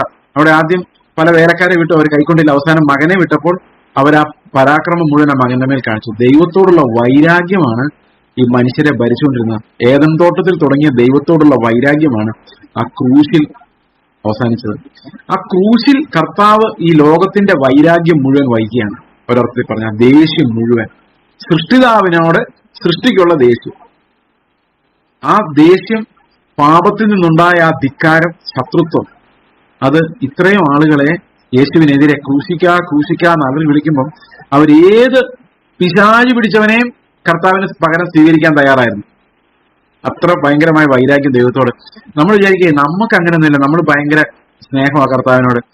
അവരുടെ സ്ഥാനത്ത് നമ്മൾ വല്ലതും ആയിരുന്നെങ്കിൽ, സഹോദരങ്ങളെ, എനിക്ക് നല്ല ഉറപ്പുണ്ട് നമ്മുടെ ഇടയിലേക്ക് ഇപ്പൊ കർത്താവ് വന്നാലും നമ്മൾ ഒന്നുകിൽ ഓടി രക്ഷപ്പെടും, അല്ലെ കർത്താവിനെ എങ്ങനെയും ഒഴിവാക്കുകയുള്ളൂ. കാരണം his life is radically different from what we see around. നമ്മൾ ചുറ്റും കാണുന്നതിൽ നിന്നെല്ലാം വളരെ വ്യത്യസ്തമാണ് കർത്താവിന്റെ ജീവൻ എന്ന് പറയുന്നത്. അത് ജീവിക്കാൻ ആത്മാവില്ലാത്തവർക്ക് സാധിക്കില്ല, അതിനെ ഇഷ്ടപ്പെടാൻ പോലും കഴിയില്ല. അപ്പൊ കർത്താവ് എങ്ങനെ ഈ ഭൂമിയിൽ ഇരുന്നു അതുപോലെയാണ് നമ്മൾ ഇരിക്കുന്നതെന്ന് പറയുന്നത്. ലോകത്തിന്റെ ശത്രുത്വം സ്വാഭാവികമായും നമ്മളോടുണ്ട്. കാരണം ലോകത്തിൽ നമ്മൾ ഇരിക്കുമ്പോൾ ലോകത്തിന് നമ്മൾ അക്സെപ്റ്റ് ചെയ്യാൻ പറ്റത്തില്ല. ഓക്കെ, ലോകത്തിന്റെ ശത്രുത്വം തീർച്ചയായിട്ടും നമുക്കുണ്ട്. അവൻ ഇരിക്കുന്ന പോലെ നാമും ഈ ലോകത്തിൽ ഇരിക്കുന്നു. സ്നേഹത്തിൽ ഭയമില്ല, ഭയത്തിന് ദണ്ഡനമുള്ളതിനാൽ തികഞ്ഞ സ്നേഹം ഭയത്തെ പുറത്താക്കി കളയുന്നു. ഇത് വളരെ പ്രധാനമുള്ള ഒരു ചിന്താഗതിയാണ്. നമുക്ക് വിശുദ്ധീകരണത്തിന് വളരെ പ്രധാനമാണ്. ഭയം കൊണ്ട് വിശുദ്ധീകരണം ഉണ്ടാവില്ല. 3 തരത്തിലുള്ള ഭയങ്ങളാണ് ലോകത്തിലുള്ളത്. ഒന്ന്, ഞാൻ കഴിഞ്ഞ ദിവസം പറഞ്ഞ പോലെ മരിച്ചു പോകുമോ എന്നുള്ള പേടി. നിങ്ങൾക്കുണ്ടോ? എല്ലാം കുറച്ചുണ്ട്. പൗലോസിനുണ്ടായിരുന്നു കുറച്ച്. അവൻ പല സമയത്തും പ്രാണഭയത്തിലായി പൗലോസ്, ഇടയ്ക്കിടയ്ക്കുണ്ടോ. പിന്നെ ഒരു പേടി എങ്ങനെ ജീവിച്ചു പോകും എന്നുള്ള പേടി. ഇത് രണ്ടും ആധുനിക ശരീരത്തിൽ നിന്ന് വരുന്നതാണ്. എന്നാൽ മൂന്നാമതൊരു പേടിയുണ്ട്, അത് ദൈവഭയമാണ്. ഈ ദൈവഭയം എന്ന് പറയുന്നത് ദൈവത്തെ തിരിച്ചറിഞ്ഞ ശേഷം നമുക്കുണ്ടാകുന്ന വികാരം. ആരാണ് ദൈവം എന്ന് മനസ്സിലാക്കുമ്പോൾ നമ്മുടെ ഉള്ളിലുണ്ടാകുന്ന, അതിനെ ശരിക്കും ഈ പേടി എന്ന് പറയുന്ന അയ്യോ എന്നെ പിടിച്ചു കൊല്ലും അങ്ങനത്തെ പേടിയല്ല. അത് ഒരു മഹാരാജാവിന്റെ സന്നിധിയിലേക്ക് ഒന്നുമില്ലാതെ നഗ്നനായിട്ട് ഞാൻ ചെന്ന് നിൽക്കേണ്ടി വരുമ്പോൾ ഉണ്ടാകുന്ന ആ ഒരു ഓസംനെസ് ആണ്. അതിനെങ്ങനെ അത് പറയുന്നത് എന്ന് ചോദിച്ചു കഴിഞ്ഞാൽ, ആ വലിയ മഹത്വത്തിന്റെ സിംഹാസനത്തിന് മുമ്പിലേക്ക് ഞാൻ ചെന്നിങ്ങനെ നിൽക്കുമ്പോൾ വിറയ്ക്കുന്ന വിറയാണ്. അവൻ എത്ര സ്നേഹിക്കുന്നുണ്ടെന്ന് അറിഞ്ഞാലും എന്റെ ഉള്ളില് ദൈവമേ നിന്റെ മുമ്പിൽ എന്നെ നിർത്തുമാറാക്കി എന്റെ കാല് വിറയ്ക്കണം, അല്ലെ? ശരിക്കും കർത്താവിന്റെ മഹത്വത്തിന് മുമ്പിൽ മുട്ടുമടങ്ങും. So there is an awesomeness of God that's revealed in his presence.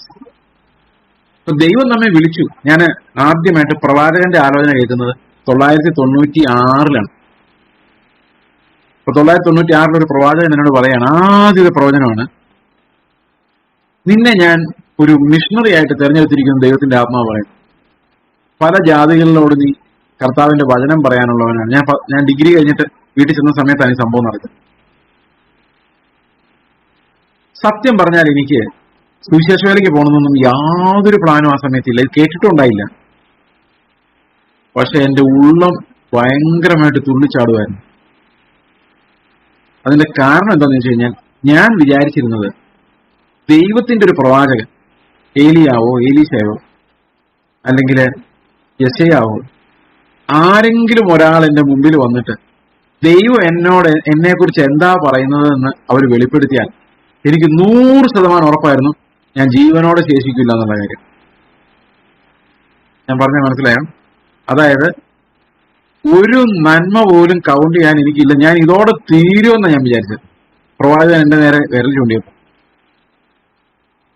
പക്ഷെ കർത്താവ് എന്നെ വേലക്കായി കണ്ടു എന്ന് പറയുമ്പോൾ അതൊരു ഭയങ്കര ആശ്വാസവും ഹൃദയത്തിനകത്തൊരു തുള്ളിച്ചാടലുമായിരുന്നു. ഇത്ര വലിയവനായ ദൈവം എന്നെപ്പോലെ ഒരുത്തനെ ഈ അവന്റെ വേലക്കായിട്ട് കണ്ടല്ലോ എന്നുള്ളത് എന്നെ സംബന്ധിച്ചൊരു ഭയങ്കര റിലീഫായിരുന്നു. എന്നിട്ട് വലിയ അപ്രൂവലായിരുന്നു എനിക്ക് തോന്നുന്നത്. പിന്നെ പ്രവചനങ്ങൾ ഒത്തിരി ആയി കഴിഞ്ഞപ്പോൾ അതിന്റെ ആ ഒരു ഓസംനെസ് അങ്ങ് പോയെങ്കിലും അന്ന് ആദ്യം അത് കേൾക്കുമ്പോൾ എന്റെ ഉള്ളിലുണ്ടായ വിറയല് എനിക്കിപ്പോഴും നല്ല ഓർമ്മയുണ്ട്. It was remarkable that God was favourable to me. അപ്പൊ ദൈവം ശരിക്കും എന്നെ അനലൈസ് ചെയ്താൽ ഞാൻ എങ്ങനെ ആയി പോകുമെന്ന്, ഏതവസ്ഥയിൽ ഞാൻ എത്തിച്ചേരുമെന്ന് എനിക്ക് ഭയം ഉണ്ടായിരുന്നു. പക്ഷെ ഇപ്പൊ പതുക്കെ എനിക്ക് ആ ഭയം അങ്ങ് പോയി. ആ ഭയം എന്ന് പറയുന്നത് ദൈവം എന്നെ അക്സെപ്റ്റ് ചെയ്യുന്നുണ്ട്, ഏത് കോലത്തിൽ അക്സെപ്റ്റ് ചെയ്യുന്നുണ്ടെന്ന് എനിക്കറിയാം. എനിക്ക് അവിടെ ഉണ്ടായിരുന്ന ആ ഭയം പതുക്കെ ഈ സ്നേഹം കൊണ്ട് അങ്ങ് നീങ്ങി. തികഞ്ഞ സ്നേഹം എന്ത് ചെയ്യുന്നു? ഈ ഭയത്തെ പതുക്കെ പുറത്താക്കുന്നു. So I understand God accepts me. എനിക്കിപ്പോഴും നല്ല ബോധ്യമുണ്ട്, എന്റെ സ്വഭാവം നോക്കിയല്ല, അവന്റെ കരുണ റിയൽ ആണെന്ന് കാണിക്കാൻ വേണ്ടി. അവന്റെ കരുണ എന്ന് പറയുന്നത് അനർഹർക്ക് നൽകപ്പെടും എന്നുള്ളത്, ആ വാഗ്ദത്തം റിയൽ ആണെന്ന് കാണിക്കാൻ വേണ്ടി കർത്താവ് എന്നെ ഇപ്പോഴും സ്നേഹിക്കുന്നുണ്ടെന്ന് ഞാൻ മനസ്സിലാക്കുന്നു. അപ്പൊ ദൈവത്തിന്റെ സ്നേഹത്തിന്റെ ക്വാളിറ്റി എന്താണെന്ന് മനസ്സിലായപ്പോൾ, ആ സ്നേഹം എന്താണെന്ന് മനസ്സിലാക്കി കഴിഞ്ഞപ്പോൾ ഈ ഭയം അങ്ങ് പോയി.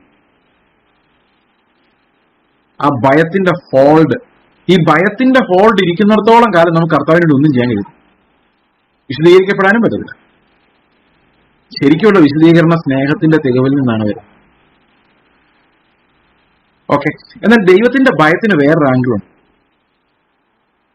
ഞാൻ ആദ്യം പറഞ്ഞ പോലെ അതൊരു ഓസംനെസ് ആണ്.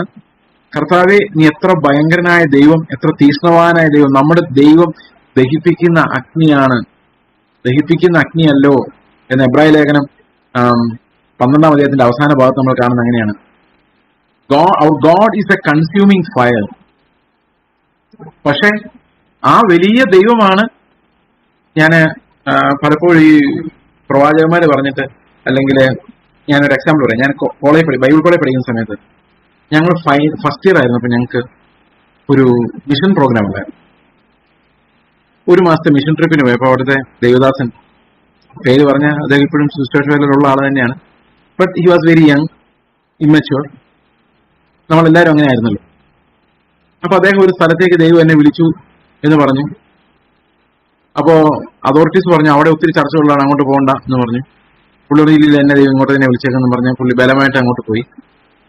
1 ആഴ്ച കഴിഞ്ഞ്, 2 ആഴ്ച കഴിഞ്ഞ്, 3 ആഴ്ച കഴിഞ്ഞ് ഒരാൾ പോലും വരുന്നില്ല എന്ന് കണ്ടപ്പോൾ പുള്ളി മാറ്റി. പുള്ളി പറഞ്ഞു എനിക്ക് ഇവിടെ കണ്ടിന്യൂ ചെയ്യണമെന്ന് തോന്നുന്നില്ല. അപ്പൊ ഞാൻ ദൈവാത്മാവെന്ന് പറഞ്ഞെന്നോ പണ്ടെങ്ങാണ്ട് പറഞ്ഞായിരുന്നല്ലോ. അപ്പൊ നിങ്ങളോട് പറഞ്ഞ ദൈവാത്മാവല്ലായിരുന്നു. നിങ്ങളുടെ ആലോചനകൾ എങ്ങനെയാണ് നമ്മൾ വിശ്വസിക്കുന്നത്? അപ്പൊ ദൈവാത്മാവ് പറഞ്ഞെങ്കിൽ അവനോട് അനങ്ങാൻ പാടുണ്ടോ? അനങ്ങാൻ പാടില്ല. കാരണം ഹൂ ഇസ് ഗോഡ്? ദൈവം ആരാണ്? ദൈവത്തോടുള്ള ഭയം എന്ന് പറയുന്ന അവൻ നമ്മോട് പറയുന്ന ഒരു കാര്യത്തിന് നമ്മൾ അനുസരണക്കേട് കാണിക്കാൻ നമ്മളെ കൊണ്ട് കഴിയില്ല. നമ്മുടെ ബലഹീനതകൾ of course there is there. ക്യാരക്ടറിന്റെ കാര്യത്തിൽ പലപ്പോഴും നമ്മുടെ ബലഹീനതകൾ നമ്മൾ, പക്ഷെ ഒരു പ്രത്യേകമായ ഒരു കാര്യം നമ്മൾ പറയാണ്, നീ ഇന്നത് ചെയ്യ് എന്ന് കർത്താവ് നമ്മളോട് പറഞ്ഞാൽ അത് ചെയ്തല്ലേ പറ്റൂ. അപ്പോൾ ഭയം, ദൈവത്തെ ഭയപ്പെടുക എന്ന് പറയുമ്പോൾ അവൻ പറയുന്ന ഓരോ ആ കർത്താവിന്റെ ആത്മാവിനോട് പറഞ്ഞ ബ്രദറെ എന്നിട്ടും എനിക്ക് ഒന്നും കഴിഞ്ഞില്ല, ഇങ്ങനെ പറയാൻ പറ്റില്ല. കർത്താവിന്റെ ആത്മാവ് പറഞ്ഞ അല്ലത്. നിങ്ങൾ കർത്താവിനെ ശരിക്കും കണ്ടിട്ടില്ല. കർത്താവിന്റെ ആത്മാ പണ്ട് എന്നോട് സുവിശേഷത്തിലേക്ക് ഇറങ്ങാൻ പറഞ്ഞായിരുന്നു, ഞാൻ ഇറങ്ങിയില്ല. കർത്താവിന്റെ ആത്മാ പറഞ്ഞില്ല, നിങ്ങളുടെ ഉള്ളിൽ തോന്നിയതാ. കർത്താവിന്റെ ആത്മാവെങ്ങാനും പറഞ്ഞായിരുന്നെങ്കിൽ നിങ്ങൾ അവിടെ നിന്ന് തുള്ളിച്ചാടി ഇറങ്ങി ഓടിയന്. സമാധാനം കിട്ടത്തില്ലായിരുന്നു. കാരണം ദൈവം രാജാതി രാജാവാണ് നമ്മോട് പറയുന്നത്, കൽപ്പിക്കുന്നത്. ഇവിടുത്തെ പ്രസിഡന്റ്, ഇവിടുത്തെ പോലീസുകാരൻ കൈനായിട്ടേ നമ്മൾ ഓടിച്ചില്ലും. എന്നിട്ടാണ് പോലീസുകാരനെ പോയിട്ട് രാജ്യങ്ങളിലെ ഭരണാധികാരികളെ നിയന്ത്രിക്കുന്ന ആകാശ നക്ഷത്രങ്ങളെ കയ്യിൽ വയ്ക്കുന്ന ദൈവം സുവിശേഷകളെ ഇറങ്ങിയിട്ട് അത് പണ്ട് കേട്ടതായിരുന്നു, ഞാൻ ചെയ്തില്ല എന്ന് പറയുന്നു. Not possible. ഇത് പലപ്പോഴും നമ്മുടെ മനസ്സിൽ വരുന്ന പല ചിന്തകളും ദൈവാത്മാ പറഞ്ഞ് നമ്മൾ ചിന്തിക്കുന്നത് കൊണ്ടാണ് അങ്ങനെയൊക്കെ ഇങ്ങനെയൊക്കെ ആകുന്നത്. അപ്പൊ ദൈവത്തെ ഭയപ്പെടുക എന്ന് പറയുമ്പോൾ അവന്റെ കൽപ്പനകളെ അനുസരിക്കുക എന്നുള്ളതിനകത്ത് ഉൾപ്പെട്ടിരിക്കും. ആ ഒരു ഭയം നമുക്കുണ്ട്. അത് ഓസംനെസ് ആണ്, ദൈവത്തിന്റെ മഹത്വത്തെ കുറിച്ചാണ്. ഓക്കെ. ഇപ്പൊ കഴിഞ്ഞ ദിവസം ഞാനിവിടെ അടുത്ത കടയിലൊരു മെഡിസിൻ മേടിക്കാൻ വേണ്ടി നടന്നുപോയി. സ്കൂട്ടറിൽ പോയാൽ പോലീസ് പിടിക്കും. നടന്നു പോകുമ്പോൾ ഒരാൾക്ക് നടക്കാനുള്ള വഴി ഉണ്ടായിരുന്നു. അങ്ങോട്ട് പോയപ്പോൾ തിരിച്ചു വന്നപ്പം ഒരു പോലീസുകാരൻ അവിടെ നിൽപ്പുണ്ട്. അയാൾ ഒരു പഴയ ഫ്രിഡ്ജ് എടുത്ത് ആ നടക്കാവുന്ന വഴി അങ്ങ് അടച്ചു. അപ്പൊ ഞാൻ പോലീസുകാരനോട് പറഞ്ഞു, ഈ ടാബ്ലറ്റ് മേടിക്കാൻ വേണ്ടി ഈ കട, എന്റെ വീട് ഇവിടെയാണ്, ഞാൻ ഇതിലെ അങ്ങ് കടന്നു പോകും. പുള്ളി പറഞ്ഞു, നോ, അപ്പുറത്തോടെ വളഞ്ഞു വന്നേക്കാം. ഞാൻ പിന്നെ നടന്നു, കാരണം പോലീസുകാരനാ, പറഞ്ഞനുസരിച്ചേ പറ്റുള്ളൂ. പിന്നെ തിരിഞ്ഞ് നടന്ന് ഒരു 1/2 കിലോമീറ്റർ എക്സ്ട്രാ നടന്ന് 10 മീറ്റർ കൊണ്ട് നടക്കേണ്ട നടപ്പ് നടന്ന് തിരിച്ചു വന്നു. അപ്പൊ പോലീസുകാരനോട് അത്രയും ബഹുമാനം നമ്മൾ കാണിക്കുമെങ്കിൽ ഈ ദൈവത്തിന്റെ ഓസംനെസ് അറിയാവുന്ന, അവൻ എത്ര വലിയവനാണെന്ന് അറിയാവുന്ന നമ്മൾ, കർത്താവ് ഒരു കാര്യം പറഞ്ഞിട്ട് ചെയ്തില്ല എന്ന്, അത് ഹൃദയത്തിൽ രാവിലെ തോന്നിയതാണ്, അങ്ങനെ ഇങ്ങനെ ഒന്നും പറയാൻ പറ്റില്ല. വെൻ എ കിങ് ഓർഡേഴ്സ്, അവന്റെ ഓർഡറിന് അത്രയും വാല്യൂ ഉണ്ട്, അത്രയും മഹത്വം ഉണ്ട് അതിന്. എനിക്ക് ഒന്നും ചെയ്യാൻ പറ്റാത്ത നിസ്സഹായാവസ്ഥയിൽ കർത്താവ് പല സമയത്തും എന്നെ ഇട്ടിട്ടുണ്ട്. അതിനെല്ലാം ഞാൻ കർത്താവിന് നന്ദി പറയുന്നു. സുവിശേഷത്തിലേക്ക് ഇറങ്ങുമ്പോഴും ഓരോ ജീവിതത്തിൽ ഓരോ ഘട്ടങ്ങളിലും I was compelled in one sense. I did not have any other option. എനിക്ക് വേറെ ഒന്നും തലയ്ക്കകത്തോട്ടില്ല, അങ്ങനെ പറ്റത്തില്ല. വെൻ ഗോഡ് സേസ് സംതിങ്, ആമേൻ എന്നാണ് അതിനർത്ഥം. അത് അങ്ങനെ തന്നെയാണ്. ഞാൻ കോളേജിൽ പഠിക്കുമ്പോൾ എനിക്ക് ആ ഒരു പ്രശ്നം ഉണ്ടായിരുന്നു. ഈ കർത്താവിന്റെ കർത്തൃത്വം എന്ന് പറയുമ്പോൾ എനിക്ക് പേടിയായിരുന്നു, കർത്താവ് എന്നെ ഇതിനിടയ്ക്കെങ്ങാനും സുശേഷയിലേക്ക് വിളിച്ചാൽ ഈ ക്ലാസ് കംപ്ലീറ്റ് ചെയ്യാൻ പറ്റുമെന്നാണ്. So when the Lord tells us something, it is final, authoritative. നമുക്കത് അങ്ങോട്ടും ഇങ്ങോട്ടും വെച്ച് തട്ടാൻ കഴിയുന്ന ഒരു കാര്യമല്ല. അത് വളരെ സീരിയസ് ആയിട്ട് അതൊരു ഭയമാണ്. ആ ഒരു ഭയം ഈസ് എ ജെന്യുവിൻ ഫിയർ. അതൊരു ഒബീഡിയൻസിലോട്ട് എത്തിക്കുന്ന ഭയമാണ്. അതല്ല ദൈവം നമ്മളെ ശിക്ഷിക്കുമെന്നുള്ള പേടി കൊണ്ടാണ് നിങ്ങൾ അനുസരിക്കുന്നതെങ്കിൽ, let me say that once again, ദൈവം എന്നെ ശിക്ഷിക്കുമെന്നുള്ള പേടി കൊണ്ടാണ് നിങ്ങൾ അനുസരിക്കുന്നതെങ്കിൽ ഞാൻ നിങ്ങളോട് പറയട്ടെ, you are not being sanctified. നിങ്ങൾ ശിക്ഷയിൽ നിന്ന് രക്ഷപ്പെടാൻ വേണ്ടിയാണ് ഈ അഭ്യാസം കാണിക്കുന്നത്. Not because you love God or you reverence God. അല്ല. ഇന്ന് മിക്കവാറും വിശുദ്ധീകരണത്തെ കുറിച്ചുള്ള പ്രസംഗങ്ങളും ഒരു പേടിയുടെ അകമ്പടിയോടുകൂടിയാണ് കൊടുക്കുന്നത്. നരകത്തിൽ പോകുമെന്ന് പേടിച്ച ഒരു മനുഷ്യൻ നന്നായിട്ട് എന്ത് കാര്യം? അവന് നരകത്തിൽ നിന്ന് രക്ഷപ്പെടാനുള്ള ഒരു എക്സ്ക്യൂസ് ആണ്, അല്ലെങ്കിൽ ഒരു വെപ്രാളമാണ് അവന്റെ സൽപ്രവൃത്തികൾ. എന്നാൽ ഒരുവൻ സൽപ്രവൃത്തി ചെയ്യുമ്പോൾ അവൻ കർത്താവിന്റെ കൽപ്പന അനുസരിക്കുന്നുണ്ടെങ്കിൽ അവനിൽ ഭയം നിറഞ്ഞിരിക്കുന്നു എന്നല്ല അതിനർത്ഥം, അവന്റെ ഉള്ളിൽ സ്നേഹം നിറഞ്ഞിരിക്കുന്നു എന്നാണ് അതിന്റെ അർത്ഥം. അങ്ങനെയല്ലേ നമ്മൾ 2-ാം അധ്യായത്തിൽ വായിച്ചത്? ഒരുവൻ ദൈവത്തിന്റെ പ്രമാണം അനുസരിക്കുന്നുവെങ്കിൽ അവനിൽ ഭയം നിറഞ്ഞിരിക്കുന്നതാണോ?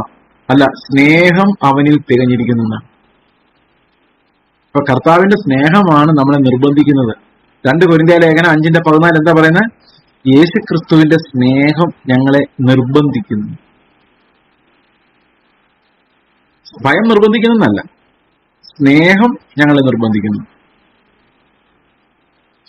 അത് ഇംഗ്ലീഷ് സ്റ്റാൻഡേർഡ് വേർഷനിൽ പറയുമ്പോൾ യേശു ക്രിസ്തുവിന്റെ സ്നേഹം ഞങ്ങളെ നിയന്ത്രിക്കുന്നതാണ്. The love of God controls us. ഞങ്ങളെ നിയന്ത്രിക്കുന്നു. ഇപ്പൊ ഞങ്ങൾ എന്ത് ചെയ്യണം, എങ്ങോട്ട് പോകണം, എന്നാ ചെയ്യണം എന്നൊക്കെ നിയന്ത്രിക്കുന്നത്, കൺട്രോൾ ചെയ്യുന്നത് കർത്താവ് നമ്മളെ സ്നേഹിച്ച സ്നേഹമാണ്. So that becomes A powerful instrument.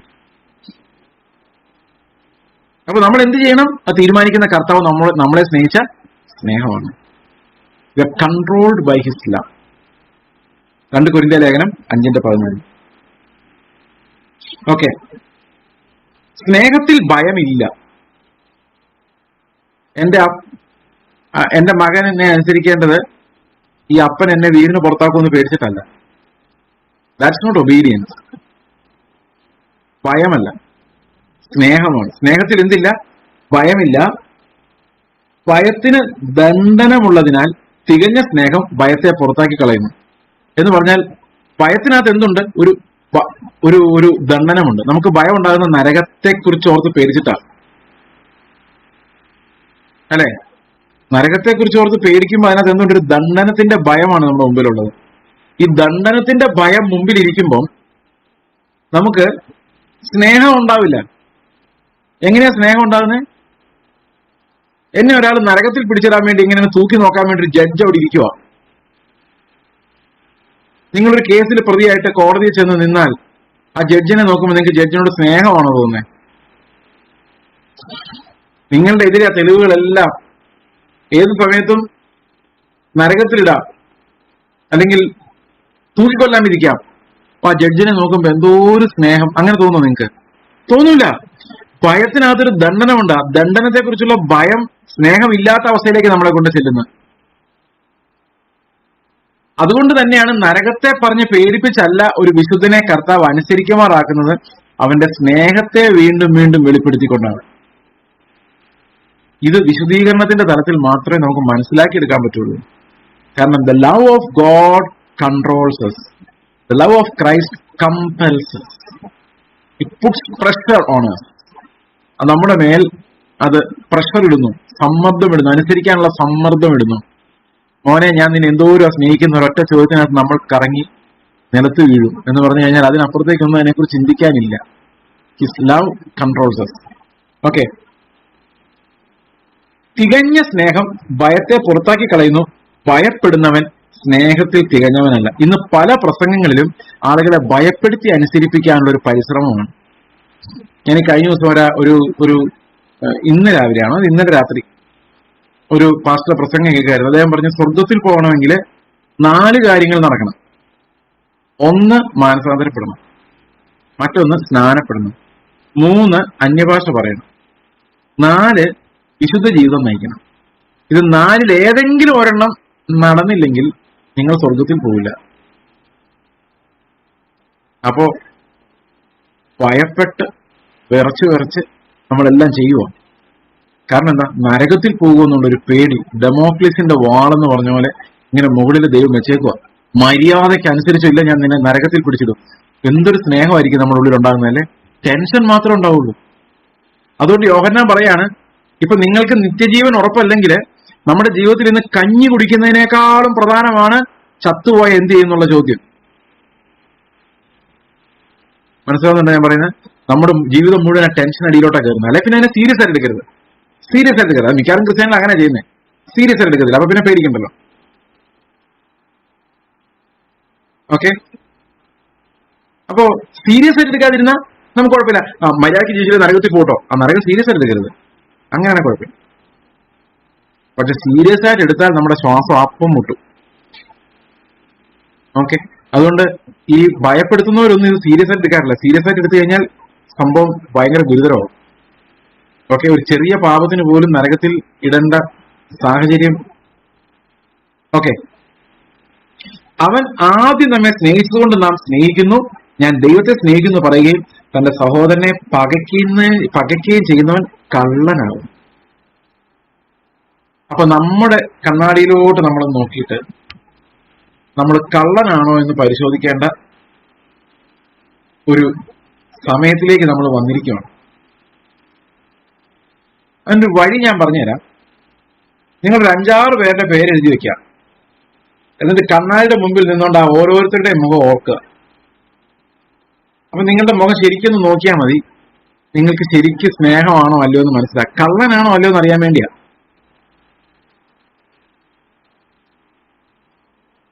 അപ്പൊ നിങ്ങൾ പറയാം, ഇനി കർത്താവിനോട് ഭയങ്കര സ്നേഹമാണ്, വൈബ്രേഷനാണ്, പ്രാർത്ഥനയാണ്, എല്ലാം ആണ്. പക്ഷെ സഹോദരനെ കുറിച്ച് ഓർക്കുമ്പോൾ മുഖത്തും ഹൃദയത്തിലും എല്ലാം ഇരുട്ട് വ്യാപരിക്കുക. കള്ളനാണ്. സിമ്പിൾ. Oh my God. പ്രിയ സഹോദരങ്ങളെ, നിസ്സാരമായിട്ട് നമ്മൾ കരുതാൻ പാടില്ല. കാരണം നമുക്കെല്ലാം ഈ ദൈവത്തിന്റെ സ്നേഹം കണ്ടെത്താൻ പറ്റാത്ത സാഹചര്യങ്ങൾ ഉണ്ടായിരുന്നിരിക്കാം. പക്ഷെ അവിടെ എല്ലാം നമുക്ക് കർത്താവിലേക്ക് തിരിയാനുള്ള ഒരു അവസരമുണ്ട്. ഇപ്പോഴും ആ അവസരം നമ്മുടെ മുമ്പിലുണ്ട്. We can turn to God. ദൈവത്തിലേക്ക് നമുക്ക് തിരിയാം. മക്കൾക്ക് അവൻ അവകാശം തുറന്നു വെച്ചിരിക്കുകയാണ്. ആ അവകാശത്തിലേക്ക് നമുക്ക് ഏത് സമയത്തും ധൈര്യമായിട്ട് പ്രവേശിക്കാം. ഓക്കെ, അപ്പോൾ ദൈവത്തെ സ്നേഹിക്കുന്ന പറയും. അതുകൊണ്ടാണ് ഈ ദൈവസ്നേഹം എന്നൊരു ആംഗിൾ ഈ കൽപ്പനയിൽ വെക്കാത്തത്. ദൈവത്തോടുള്ള സ്നേഹമുണ്ട് ഒരു മനുഷ്യന് ഉണ്ടെങ്കിൽ അത് മനുഷ്യരോടുള്ള സ്നേഹത്തിൽ, സഹോദരങ്ങളോടുള്ള സ്നേഹത്തിൽ അത് വെളിപ്പെട്ട് വരും, വന്നേ പറ്റുള്ളൂ. Essential, it has to be like that. Okay, ഞാൻ ദൈവത്തെ സ്നേഹിക്കുന്നു പറയുകയും തന്റെ സഹോദരനെ പകയ്ക്കുകയും ചെയ്യുന്നവൻ കള്ളനാകുന്നു. താൻ കണ്ടിട്ടുള്ള സഹോദരനെ സ്നേഹിക്കാത്തവന് കണ്ടിട്ടില്ലാത്ത ദൈവത്തെ സ്നേഹിപ്പാൻ കഴിയുകയില്ല. അപ്പോ മുമ്പിൽ കാണുന്ന സഹോദരനോട്, അപ്പൊ നിങ്ങൾ പറയുമായിരിക്കും, ഒരുപക്ഷെ ഞാനും പറയുമായിരിക്കാം, കാണാത്തതിനെ സ്നേഹിക്കാൻ എളുപ്പം അല്ലെ? നിങ്ങളുടെ സഹോദരനെ നിങ്ങൾ ഒരിക്കലും കണ്ടിട്ടില്ല, ദൂരെങ്ങാണ്ട് താമസിക്കാണ്, എന്തോ ഒരു സ്നേഹമായിരിക്കും എന്നറിയാം. അടുത്ത് വന്ന് താമസിക്കുമ്പോഴാണ് ആ സ്നേഹമെല്ലാം ആവിയായിട്ട് പോകുന്നത്. അപ്പോ ശരിക്കും കാണാതിരിക്കുന്നവരെ സ്നേഹിക്കാൻ വളരെ എളുപ്പമാണ്, പക്ഷെ അത് റിയൽ അല്ല. പറഞ്ഞ മനസ്സിലായോ? അതായത് സിമ്പിൾ ആയിട്ട് പറഞ്ഞാൽ, ഞങ്ങൾക്ക് ഞങ്ങൾ 2-3 കുഞ്ഞുങ്ങളെടുത്ത് വളർത്തിയാൽ, ഓക്കെ, അവരിലെ ചില ക്രൈസിസുകളൊക്കെ ഞങ്ങൾ കുറെ ക്രൈസിസിലൊക്കെ പോയിട്ടുണ്ട്. പക്ഷെ ദൂരെ നിന്ന് ആലോചിക്കുമ്പോൾ നോക്കി, മക്കളെ എടുത്ത് വളർത്തുന്നു, എന്തൊരു സ്നേഹമായിരിക്കും. ദൂരെ നോക്കുമ്പോൾ ശരിയാ, പക്ഷെ ഈ മക്കൾ അടുത്ത് വന്ന് താമസിക്കുന്ന ഒരു സമയത്തുണ്ടാകുന്ന കോൺഫ്ലിക്റ്റുകൾ വേറെയാ. അപ്പോ ദൂരെ നിന്ന് സ്നേഹിക്കുന്നു പറഞ്ഞ സ്നേഹം വ്യാജമാണ്. ശരിക്ക് അടുത്ത് വന്ന് താമസിക്കുമ്പോൾ ഉണ്ടാകുന്ന സ്നേഹമാണ് സ്നേഹം. അതായത് നമ്മളും വേറൊരാളുമായിട്ട് ഒരു പേഴ്സണാലിറ്റീസ് തമ്മിൽ റബ്ബ് ചെയ്യണം, ഒരഞ്ഞു പരിക്ക് കേൾക്കണം, എന്നെ മുറിക്കണം, എന്നെ അയാൾ ക്രൂശിലാക്കണം. അപ്പോഴാണ് എനിക്ക് ശരിക്കും സ്നേഹം ഉണ്ടോ എന്ന് പരിശോധിക്കപ്പെടാൻ പറ്റും.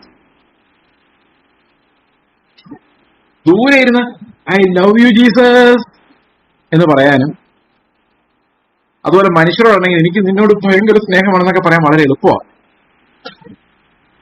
പക്ഷെ ഈ സഹോദരൻ അടുത്ത് വന്ന് നമ്മളടുത്ത് ഇടപെടുമ്പോൾ അവന്റെ ചില ചെയ്തികൾ നമുക്ക് ഇഷ്ടപ്പെടില്ല, അവന്റെ ചില സ്വഭാവങ്ങൾ നമുക്ക് ഇഷ്ടപ്പെടില്ല. പതുക്കെ നമ്മൾ റബ്ബ് ചെയ്യും. ഇവനെ കുറിച്ച് ഇങ്ങനല്ലല്ലോ ഞാൻ കരുതിയത്, ഇവൻ ചതിയാണെന്ന് തോന്നുന്നു, ഇവൻ തട്ടിപ്പാണെന്ന് തോന്നുന്നു. പതുക്കെ ഒരഞ്ഞു നമുക്ക് മുറിവേറ്റു. അവൻ പറഞ്ഞ ഏതോ വാക്ക് എവിടെയൊക്കെയോ കൊരുത്തിട്ടുണ്ട്, അവിടെ എവിടെയെല്ലാം മുറിവേറ്റിട്ടുണ്ട്. ക്രൂശിലേക്ക് പോകുന്നതിന് പകരം ഞാൻ എന്ത് ചെയ്യുന്നു വെച്ച് കഴിഞ്ഞാൽ അവനെ ന്യായം വിധിക്കാൻ തുടങ്ങും. ഇവിടെയാണ് നമ്മുടെ സ്നേഹം പരിശോധിക്കപ്പെടുന്നത്. നമുക്ക് ശരിക്കും കർത്താവിനെ അറിയുന്നവരാണോ? നമുക്ക് കർത്താവിനോട് റിയലായിട്ടുള്ള സ്നേഹം ഉണ്ടോ എന്ന് പരിശോധിപ്പിക്കപ്പെടുന്നത് നമ്മുടെ തൊട്ടടുത്ത് വന്ന് നമ്മുടെ പേഴ്സണാലിറ്റി ആയിട്ട് എപ്പോഴും ഇങ്ങനെ റബ്ബ് ചെയ്ത് മുറിവേൽപ്പിക്കുന്ന ആൾക്കാരാണ് പരിശോധിക്കുന്നത്. It's not a distant brother. Okay, distant brother എന്ന് പറഞ്ഞാൽ എനിക്ക് പോൾ വാഷറിനെ ഭയങ്കര ഇഷ്ടമാണ്. പോൾ വാഷറിന്റെ പേഴ്സണാലിറ്റി ആയിട്ട് ഞാൻ കോൺഫ്ലിക്റ്റ് വരുന്നേ ഇല്ല. ഒരു പ്രസംഗന, അമേരിക്കയിലെ പ്രസംഗന. My personality never gets into a conflict with him. അതുകൊണ്ട് സ്നേഹം എന്ന് പറയാൻ എളുപ്പമാണ്. പക്ഷെ നിങ്ങൾ കോൺഫ്ലിക്റ്റിൽ വരുന്ന ആൾക്കാരെ നോക്കി, അവരാണ് നമ്മുടെ മുമ്പിലുള്ള എക്സാമ്പിൾസ്. അവരെ നോക്കുമ്പോൾ നമുക്ക് മനസ്സിലാവും നമ്മൾ കള്ളന്മാരാണോ അല്ലയോ എന്നുള്ള കാര്യം. ഇറ്റ്സ് എ ഹ്യൂജ് ചാലഞ്ച് സഹോദരങ്ങളെ. നമ്മുടെ മുമ്പിൽ ദൈവം ഓരോരുത്തരെ പറഞ്ഞു വിടുന്നത് എന്റെ ജീവിതത്തിൽ പലപ്പോഴുമുള്ള എക്സ്പീരിയൻസ് ആണ്. ഒത്തിരി അടുത്ത് ഞാൻ തോറ്റുപോയിട്ടുണ്ട്, അനേക സ്ഥലത്ത് തോറ്റുപോയിട്ടുണ്ട്. അവിടെ എല്ലാം നുറുങ്ങി തകർന്ന് തരിപ്പണമായി പോയിട്ടുണ്ട്. കാരണം ഈ ആളുകളുമായിട്ട് പേഴ്സണലായിട്ട് റബ്ബ് ചെയ്ത് കഴിയുമ്പോൾ പലപ്പോഴും അക്സെപ്റ്റ് ചെയ്യാൻ പറ്റാതെ, എന്താ പറയുന്നത്, ആ ഒരു ജീവന്റെ ഒഴുക്കില്ലാത്ത ഭാരം പലപ്പോഴും ഞാൻ അനുഭവിച്ചിട്ടുണ്ട്. അവിടെ ഞാൻ ക്രൂശിലെ ആണെന്ന് ഓർക്കുക, ആ ക്രൂശിലെ ശക്തി, അവന്റെ മരണത്തിന്റെ സദൃശത്തോട് നമ്മൾ അനുരൂപരായാൽ അവന്റെ പുനരുത്ഥാനത്തിന്റെ സദൃശത്തോടും അനുരൂപരാകുവാൻ നമുക്ക് സാധിക്കും. ഞാൻ മരിച്ചു അവന്റെ കൂടെ. അവിടെ ഭയമല്ല, ഫെലോഷിപ്പാണ് കർത്താവുമായിട്ട്. അപ്പൊ സഹോദരനെ, കാണാത്ത സഹോദരനെ അല്ല യോഹന്നാൻ പറയുന്നത്, കാണുന്ന സഹോദരനെ സ്നേഹിക്കാൻ പറ്റാത്തവന്. ഓക്കെ, കാണുന്ന സഹോദരനെ സ്നേഹിക്കാൻ പറ്റാത്ത, കാണാത്ത ദൈവത്തെ സ്നേഹിക്കാൻ സാധിക്കില്ല. ദൂരെ ഇരിക്കുന്ന ഒരു സഹോദരനെ കുറിച്ചല്ല പറയുന്നത്, കാണുന്നു, ഇടപെടുന്നു, പരിചയപ്പെടുന്നു, സംസാരിക്കുന്നു, കൂടെ വരുന്നു, കൂടെ താമസിക്കുന്നു. ഭാര്യയായാലും ഭർത്താവായാലും മക്കളായാലും അതിഥികളായാലും അമ്മായപ്പൻ അമ്മയമ്മയായാലും നമ്മുടെ കസിൻസ് ആയാലും ബന്ധുക്കളായാലും ആരായാലും ശത്രുക്കളായാലും നമ്മുടെ കൂടെ വസിക്കുന്നവരുമായിട്ട് നമ്മുടെ പേഴ്സണാലിറ്റി റബ്ബ് ചെയ്യുമ്പോഴാണ് ഈ പുറമേ ഉള്ള കുടം പൊട്ടുമ്പോഴാണ് അകത്തുള്ളത് വാസന തൈലമാണോ അതോ ദുർഗന്ധമാണോ എന്ന് മനസ്സിലാകുന്നത്. നമ്മളൊരു കുടമായിട്ട് സങ്കല്പിച്ച് നോക്കി, 2-3 പേര് തട്ടുമ്പോൾ ഇത് പൊട്ടും. ചിലപ്പോൾ പൊട്ടാതെ നമ്മൾ പിടിച്ചു നിൽക്കും ഫെവിക്കോളൊക്കെ ഒട്ടിച്ച്. പക്ഷെ ആദ്യത്തെ പ്രശ്നത്തിന് പൊട്ടില്ലായിരിക്കും, 2-3 പ്രശ്നമായി കഴിയുമ്പോൾ പൊട്ടും. പൊട്ടിയാ പിന്നെ ഇതിനകത്ത് ദുർഗന്ധം മാത്രമേ വരുള്ളൂ. അത് പിന്നെ ഇണക്കി ചേർക്കാനും പറ്റിയില്ല, ഒട്ടിക്കാനും പറ്റിയില്ല. ആ ദുർഗന്ധം ഇങ്ങനെ വന്നുകൊണ്ടേയിരിക്കും. ഇതാണ് വ്യക്തിബന്ധങ്ങൾക്ക് സാധാരണഗതിയിൽ സംഭവിക്കുന്നത്. നിങ്ങൾ ആലോചിച്ച് നോക്കിയേ, ഒരാൾ ഒന്ന് തട്ടി ഇത്തിരി പൊട്ടി, അടുത്തയാളൊന്ന് തട്ടി പൊട്ടി. പക്ഷെ പൊട്ടി അകലുമ്പോൾ ഇതിനകത്തുനിന്ന് കർത്താവിന്റെ സുഗന്ധമാണ് വ്യാപരിക്കുന്നതെങ്കിലും അതൊരു ഭയങ്കര സാക്ഷ്യമായിരിക്കും, അല്ലെ? അപ്പൊ ശരിക്കും നമ്മുടെ ജീവിതത്തിലെ സ്ട്രഗിളിലൂടെയാണ് ഈ സ്നേഹം, നമ്മൾ കള്ളന്മാരാണോ അല്ലയോ എന്നുള്ള കാര്യം അറിയുന്നത്. ഈ റബ്ബ് ചെയ്യുമ്പോൾ നമ്മൾ തകർക്കപ്പെടണം. ക്രൂശിൽ മാത്രമേ ആ സ്നേഹത്തെ നമുക്ക് എക്സ്പ്രസ് ചെയ്യാൻ പറ്റുള്ളൂ. ക്രൂശിൽ മാത്രമേ നമുക്കത് അനുഭവിക്കാൻ സാധിക്കുകയുള്ളൂ. താൻ കണ്ടിട്ടുള്ള സഹോദരനെ സ്നേഹിക്കാത്തവന് കണ്ടിട്ടില്ലാത്ത ദൈവത്തെ സ്നേഹിക്കാൻ കഴിയുകയില്ല. ഓക്കെ, 20-ാം വാക്യം ഇംഗ്ലീഷ് വാക്യം. If anyone says I love God and hates his brother, he is A layer. For he who does not love his brother whom he has seen cannot love God whom he has not seen. അപ്പൊ കാണുന്ന സഹോദരനെ, കണ്ടിട്ടുള്ള സഹോദരനെ സ്നേഹിക്കാൻ പറ്റാത്ത ഒരുത്തിനെ സംബന്ധിച്ച് അവനെ കാണാത്ത ദൈവത്തെ സ്നേഹിക്കാനും ഒരിക്കലും കഴിയുകയില്ല. ഓക്കെ, എന്നാൽ അടുത്ത വാക്യം പറയാണ്, and this commandment V have from him. നമ്മൾ ഈ ഒരു കൽപ്പന പ്രാപിച്ചിരിക്കുന്നത് ദൈവത്തിൽ നിന്ന് തന്നെയാണ്. ഇപ്പൊ ദൈവം ആരാണ്? ദൈവത്തോടൊരു റെവറൻഷ്യൽ ഭയം നമുക്കുണ്ട്. ഇപ്പൊ ദൈവം നമുക്ക് തന്നിരിക്കുന്ന ഒരു കൽപ്പനയാണ് വൺ സിംഗിൾ കമാൻഡ്മെന്റ്. എന്താ അത്? One single commandment, love one another just as I have loved U. എനിക്ക് തോന്നുന്നു യോഹന്നാന്റെ ലേഖനം നമുക്ക് ഈ വേദപുസ്തകത്തെ കുറിച്ച് വളരെ ക്ലിയർ ആയിട്ടുള്ള ഒരു പിക്ചർ തന്നിരിക്കുന്നത്. ഇത് അനുസരിക്കാൻ പറ്റാത്തൊരു പ്രമാണമല്ല താനും, അനുസരിക്കാൻ പറ്റാത്തൊരു പ്രമാണമല്ല. ഈ സ്നേഹം എന്ന് പറയുന്നത് നമ്മളിൽ ഉത്ഭവിക്കുന്ന ഒരു കാര്യമാണ്, നമ്മളിൽ ആത്മാവ് നമുക്ക് സപ്ലൈ ചെയ്യുന്ന ഒരു കാര്യമാണ്. It's not a heavy thing. Okay, ആ സ്നേഹം എന്ന് പറയുന്നത് വിശ്വാസത്താൽ നമുക്ക് കർത്താവിന്റെ ജീവനിലേക്ക് കടക്കാൻ നമ്മൾ ആ എലമെന്ററി ഫെയ്ത്ത് മതി എന്നാ പറയുന്നത്. ശരിക്കും അവിടെ പറയുന്നത് നിങ്ങൾ സ്നേഹിച്ചിട്ടില്ലെങ്കിൽ ദൈവത്തെ അറിഞ്ഞിട്ടില്ല എന്ന്. അറിഞ്ഞാൽ സ്നേഹിക്കാൻ പറ്റുന്ന അർത്ഥം. അതായത് നിങ്ങൾക്ക് എപ്പോഴെങ്കിലും ദൈവം നിങ്ങളെ സ്നേഹിച്ച സ്നേഹത്തെക്കുറിച്ച് എന്തെങ്കിലും ഒരു ഐഡിയ ഉണ്ടെങ്കിൽ അത് മതി. അത്ര അറിഞ്ഞിട്ടുണ്ടെങ്കിൽ നിങ്ങൾക്ക് വേറൊരാളെ വിധിക്കാൻ സാധിക്കില്ല. അവനെ സ്നേഹിച്ചേ പറ്റൂ. ആ സ്നേഹത്തിന്റെ ബർഡൻ നമ്മുടെ മേലെ വരും. കരുണ കാണിക്കുവാൻ നമ്മൾ ദൈവത്തെ അറിഞ്ഞവരാണെങ്കിൽ ആ കരുണ നമ്മളിൽ നിന്ന് ഉണ്ടാകണം. ഓക്കെ, ദൈവത്തെ സ്നേഹിക്കുന്നവൻ സഹോദരനെയും സ്നേഹിക്കണം എന്നീ കൽപ്പന നമുക്ക് അവങ്കൽ നിന്ന് ലഭിച്ചിരിക്കുന്നു. ആൻഡ് ദിസ് കമാൻഡ്മെന്റ് ഇംഗ്ലീഷിൽ പറയുമ്പോൾ അതൊരൊറ്റ കൽപ്പനയെ കുറിച്ചാണ് പറയുന്നത്. എന്താ കൽപ്പന? We have from him whosoever loves God. അത് അണ്ടർസ്റ്റുഡാ. ഓക്കെ, അത് എക്സ്പ്ലെയിൻ ചെയ്യുന്നില്ല. അത് കൽപ്പനയായിട്ടല്ല പറയുന്നത്, അത് ഫിക്സ് ചെയ്യപ്പെട്ടു. അത് ദൈവം കൈകാര്യം ചെയ്ത് കഴിഞ്ഞു, അത് വെളിപ്പെടുത്തി കഴിഞ്ഞു, അതെന്താണെന്ന് എക്സ്പ്ലെയിൻ ചെയ്ത് കഴിഞ്ഞു. അതിലേക്ക് പ്രവേശിക്കാത്തവനോട് ഇവിടെ സംസാരിക്കുന്നതേ ഇല്ല. ഓക്കെ, ഈ ദൈവത്തിന്റെ സ്നേഹത്തിലേക്ക് പ്രവേശിക്കാത്തവനോട് ഇവിടെ സംസാരിക്കുന്നേ ഇല്ല യോഹന്നാന്റെ ലേഖനം. അത് ഓൾറെഡി അണ്ടർസ്റ്റുഡ് ആണ്. ഇനി അതിനകത്ത് കൽപ്പനകളിലേക്ക് വരിക. കൽപ്പന ഒന്നേ ഉള്ളൂ, ഈ ദൈവത്തെ സ്നേഹിക്കുന്നു എന്ന് പറയുന്നുണ്ടെങ്കിൽ ആ സ്നേഹം അവങ്കിൽ നിന്ന് ലഭിച്ചതാണ് ആ കൽപ്പന തീർച്ചയായിട്ടും അത് സഹോദരനോടുള്ള സ്നേഹത്തിൽ മാത്രമേ അത് വെളിപ്പെടുത്താൻ കഴിയുള്ളൂ. വേറൊന്നിനും അത് വെളിപ്പെടുത്താൻ കഴിയില്ല. അതുകൊണ്ട് ദൈവം നമ്മുടെ ജീവിതത്തിൽ പറഞ്ഞു വിടുന്ന, ഏൽപ്പിച്ചു തരുന്ന അനേക സഹോദരങ്ങൾ, അവരുടെ അടുത്തേക്ക് ഈ സ്നേഹം കടന്നു ചെല്ലുവാൻ നമ്മൾ ജീവജല നദികൾ എനിക്ക് പലപ്പോഴും യോഹന്നാന്റെ ലേഖനം വായിക്കുമ്പോൾ തോന്നിയ ഒരു കാര്യമാണ്, ഒരൊറ്റ തീം, സ്നേഹം എന്ന ഒരൊറ്റ വിഷയം, ഇത്രയും ഭയങ്കര വിശദീകരണം. ഒരു കാര്യത്തെക്കുറിച്ചും ബൈബിളിൽ ഇങ്ങനത്തെ വിശദീകരണം ഇല്ല. സ്നേഹത്തെക്കുറിച്ച് വിശദീകരിച്ചിരിക്കുന്ന പോലെ എത്ര അധ്യായങ്ങളാണ്, എത്ര വാക്യങ്ങളാണ് ഈ സ്നേഹത്തെ എംഫസൈസ് ചെയ്യാൻ, ഈ കൽപ്പനകൾ എംഫസൈസ് ചെയ്യാൻ വേണ്ടി യോഹന്നാൻ ഉപയോഗിക്കുന്നത്. അപ്പോൾ സഹോദരനെ സ്നേഹിക്കണം എന്നുള്ള കൽപ്പന നമ്മൾ വിറയലോടെ അനുസരിക്കേണ്ട ദൈവത്തിൽ നിന്ന് പുറപ്പെട്ടു വന്നതാണ്. അത് ആദ്യം മുതൽ ആ ഒരു കൽപ്പനയേ ഉള്ളൂ. ജീവിതാന്ത്യം വരെ നമ്മുടെ കർത്താവ് വരുന്നവരെയും ആ ഒരു കൽപ്പനയാണ് എല്ലാറ്റിനും മുകളിൽ വാഴുന്നത്. സകല എന്താ പറയുന്നത്, കൽപ്പനകളുടെ മുകളിൽ അതാണ് കർത്താവ് സ്ഥാപിച്ചിരിക്കുന്നത്. അവനിൽ വസിക്കാതെ, അവൻ നമ്മളിൽ വസിക്കാതെ, ആ എക്കോസിസ്റ്റത്തിലേക്ക് നമ്മൾ വരാതെ നമുക്കൊരിക്കലും കാണുന്ന, അറിയുന്ന, തൊടുന്ന, അടുത്തു വരുന്ന സഹോദരനെ സ്നേഹിക്കാൻ സാധിക്കും. പ്രിയ സഹോദരങ്ങളെ, ഈ വചനങ്ങളാൽ ദൈവം നിങ്ങളെ സഹായിക്കട്ടെ. അടുത്ത ആഴ്ച നമുക്ക് ബൈബിൾ ക്ലാസ് ഉണ്ടായിരിക്കും. നമുക്ക് 2 ക്ലാസ് കൂടെയാണ് യോഹന്നാന്റെ ലേഖനം എന്ന് ഞാൻ വിചാരിക്കുന്നു, 1-ാം ലേഖനം. അപ്പൊ ടോട്ടൽ 2 or 3 ക്ലാസ്സുകളെ ഇനി യോഹന്നാന്റെ ലേഖനത്തെ സംബന്ധിച്ചുണ്ടാവുകയുള്ളൂ. അതിനുശേഷം ഉള്ള കാര്യങ്ങൾ നമ്മൾ പിന്നീട് പതുക്കെ അറിയിക്കുന്നതായിരിക്കും.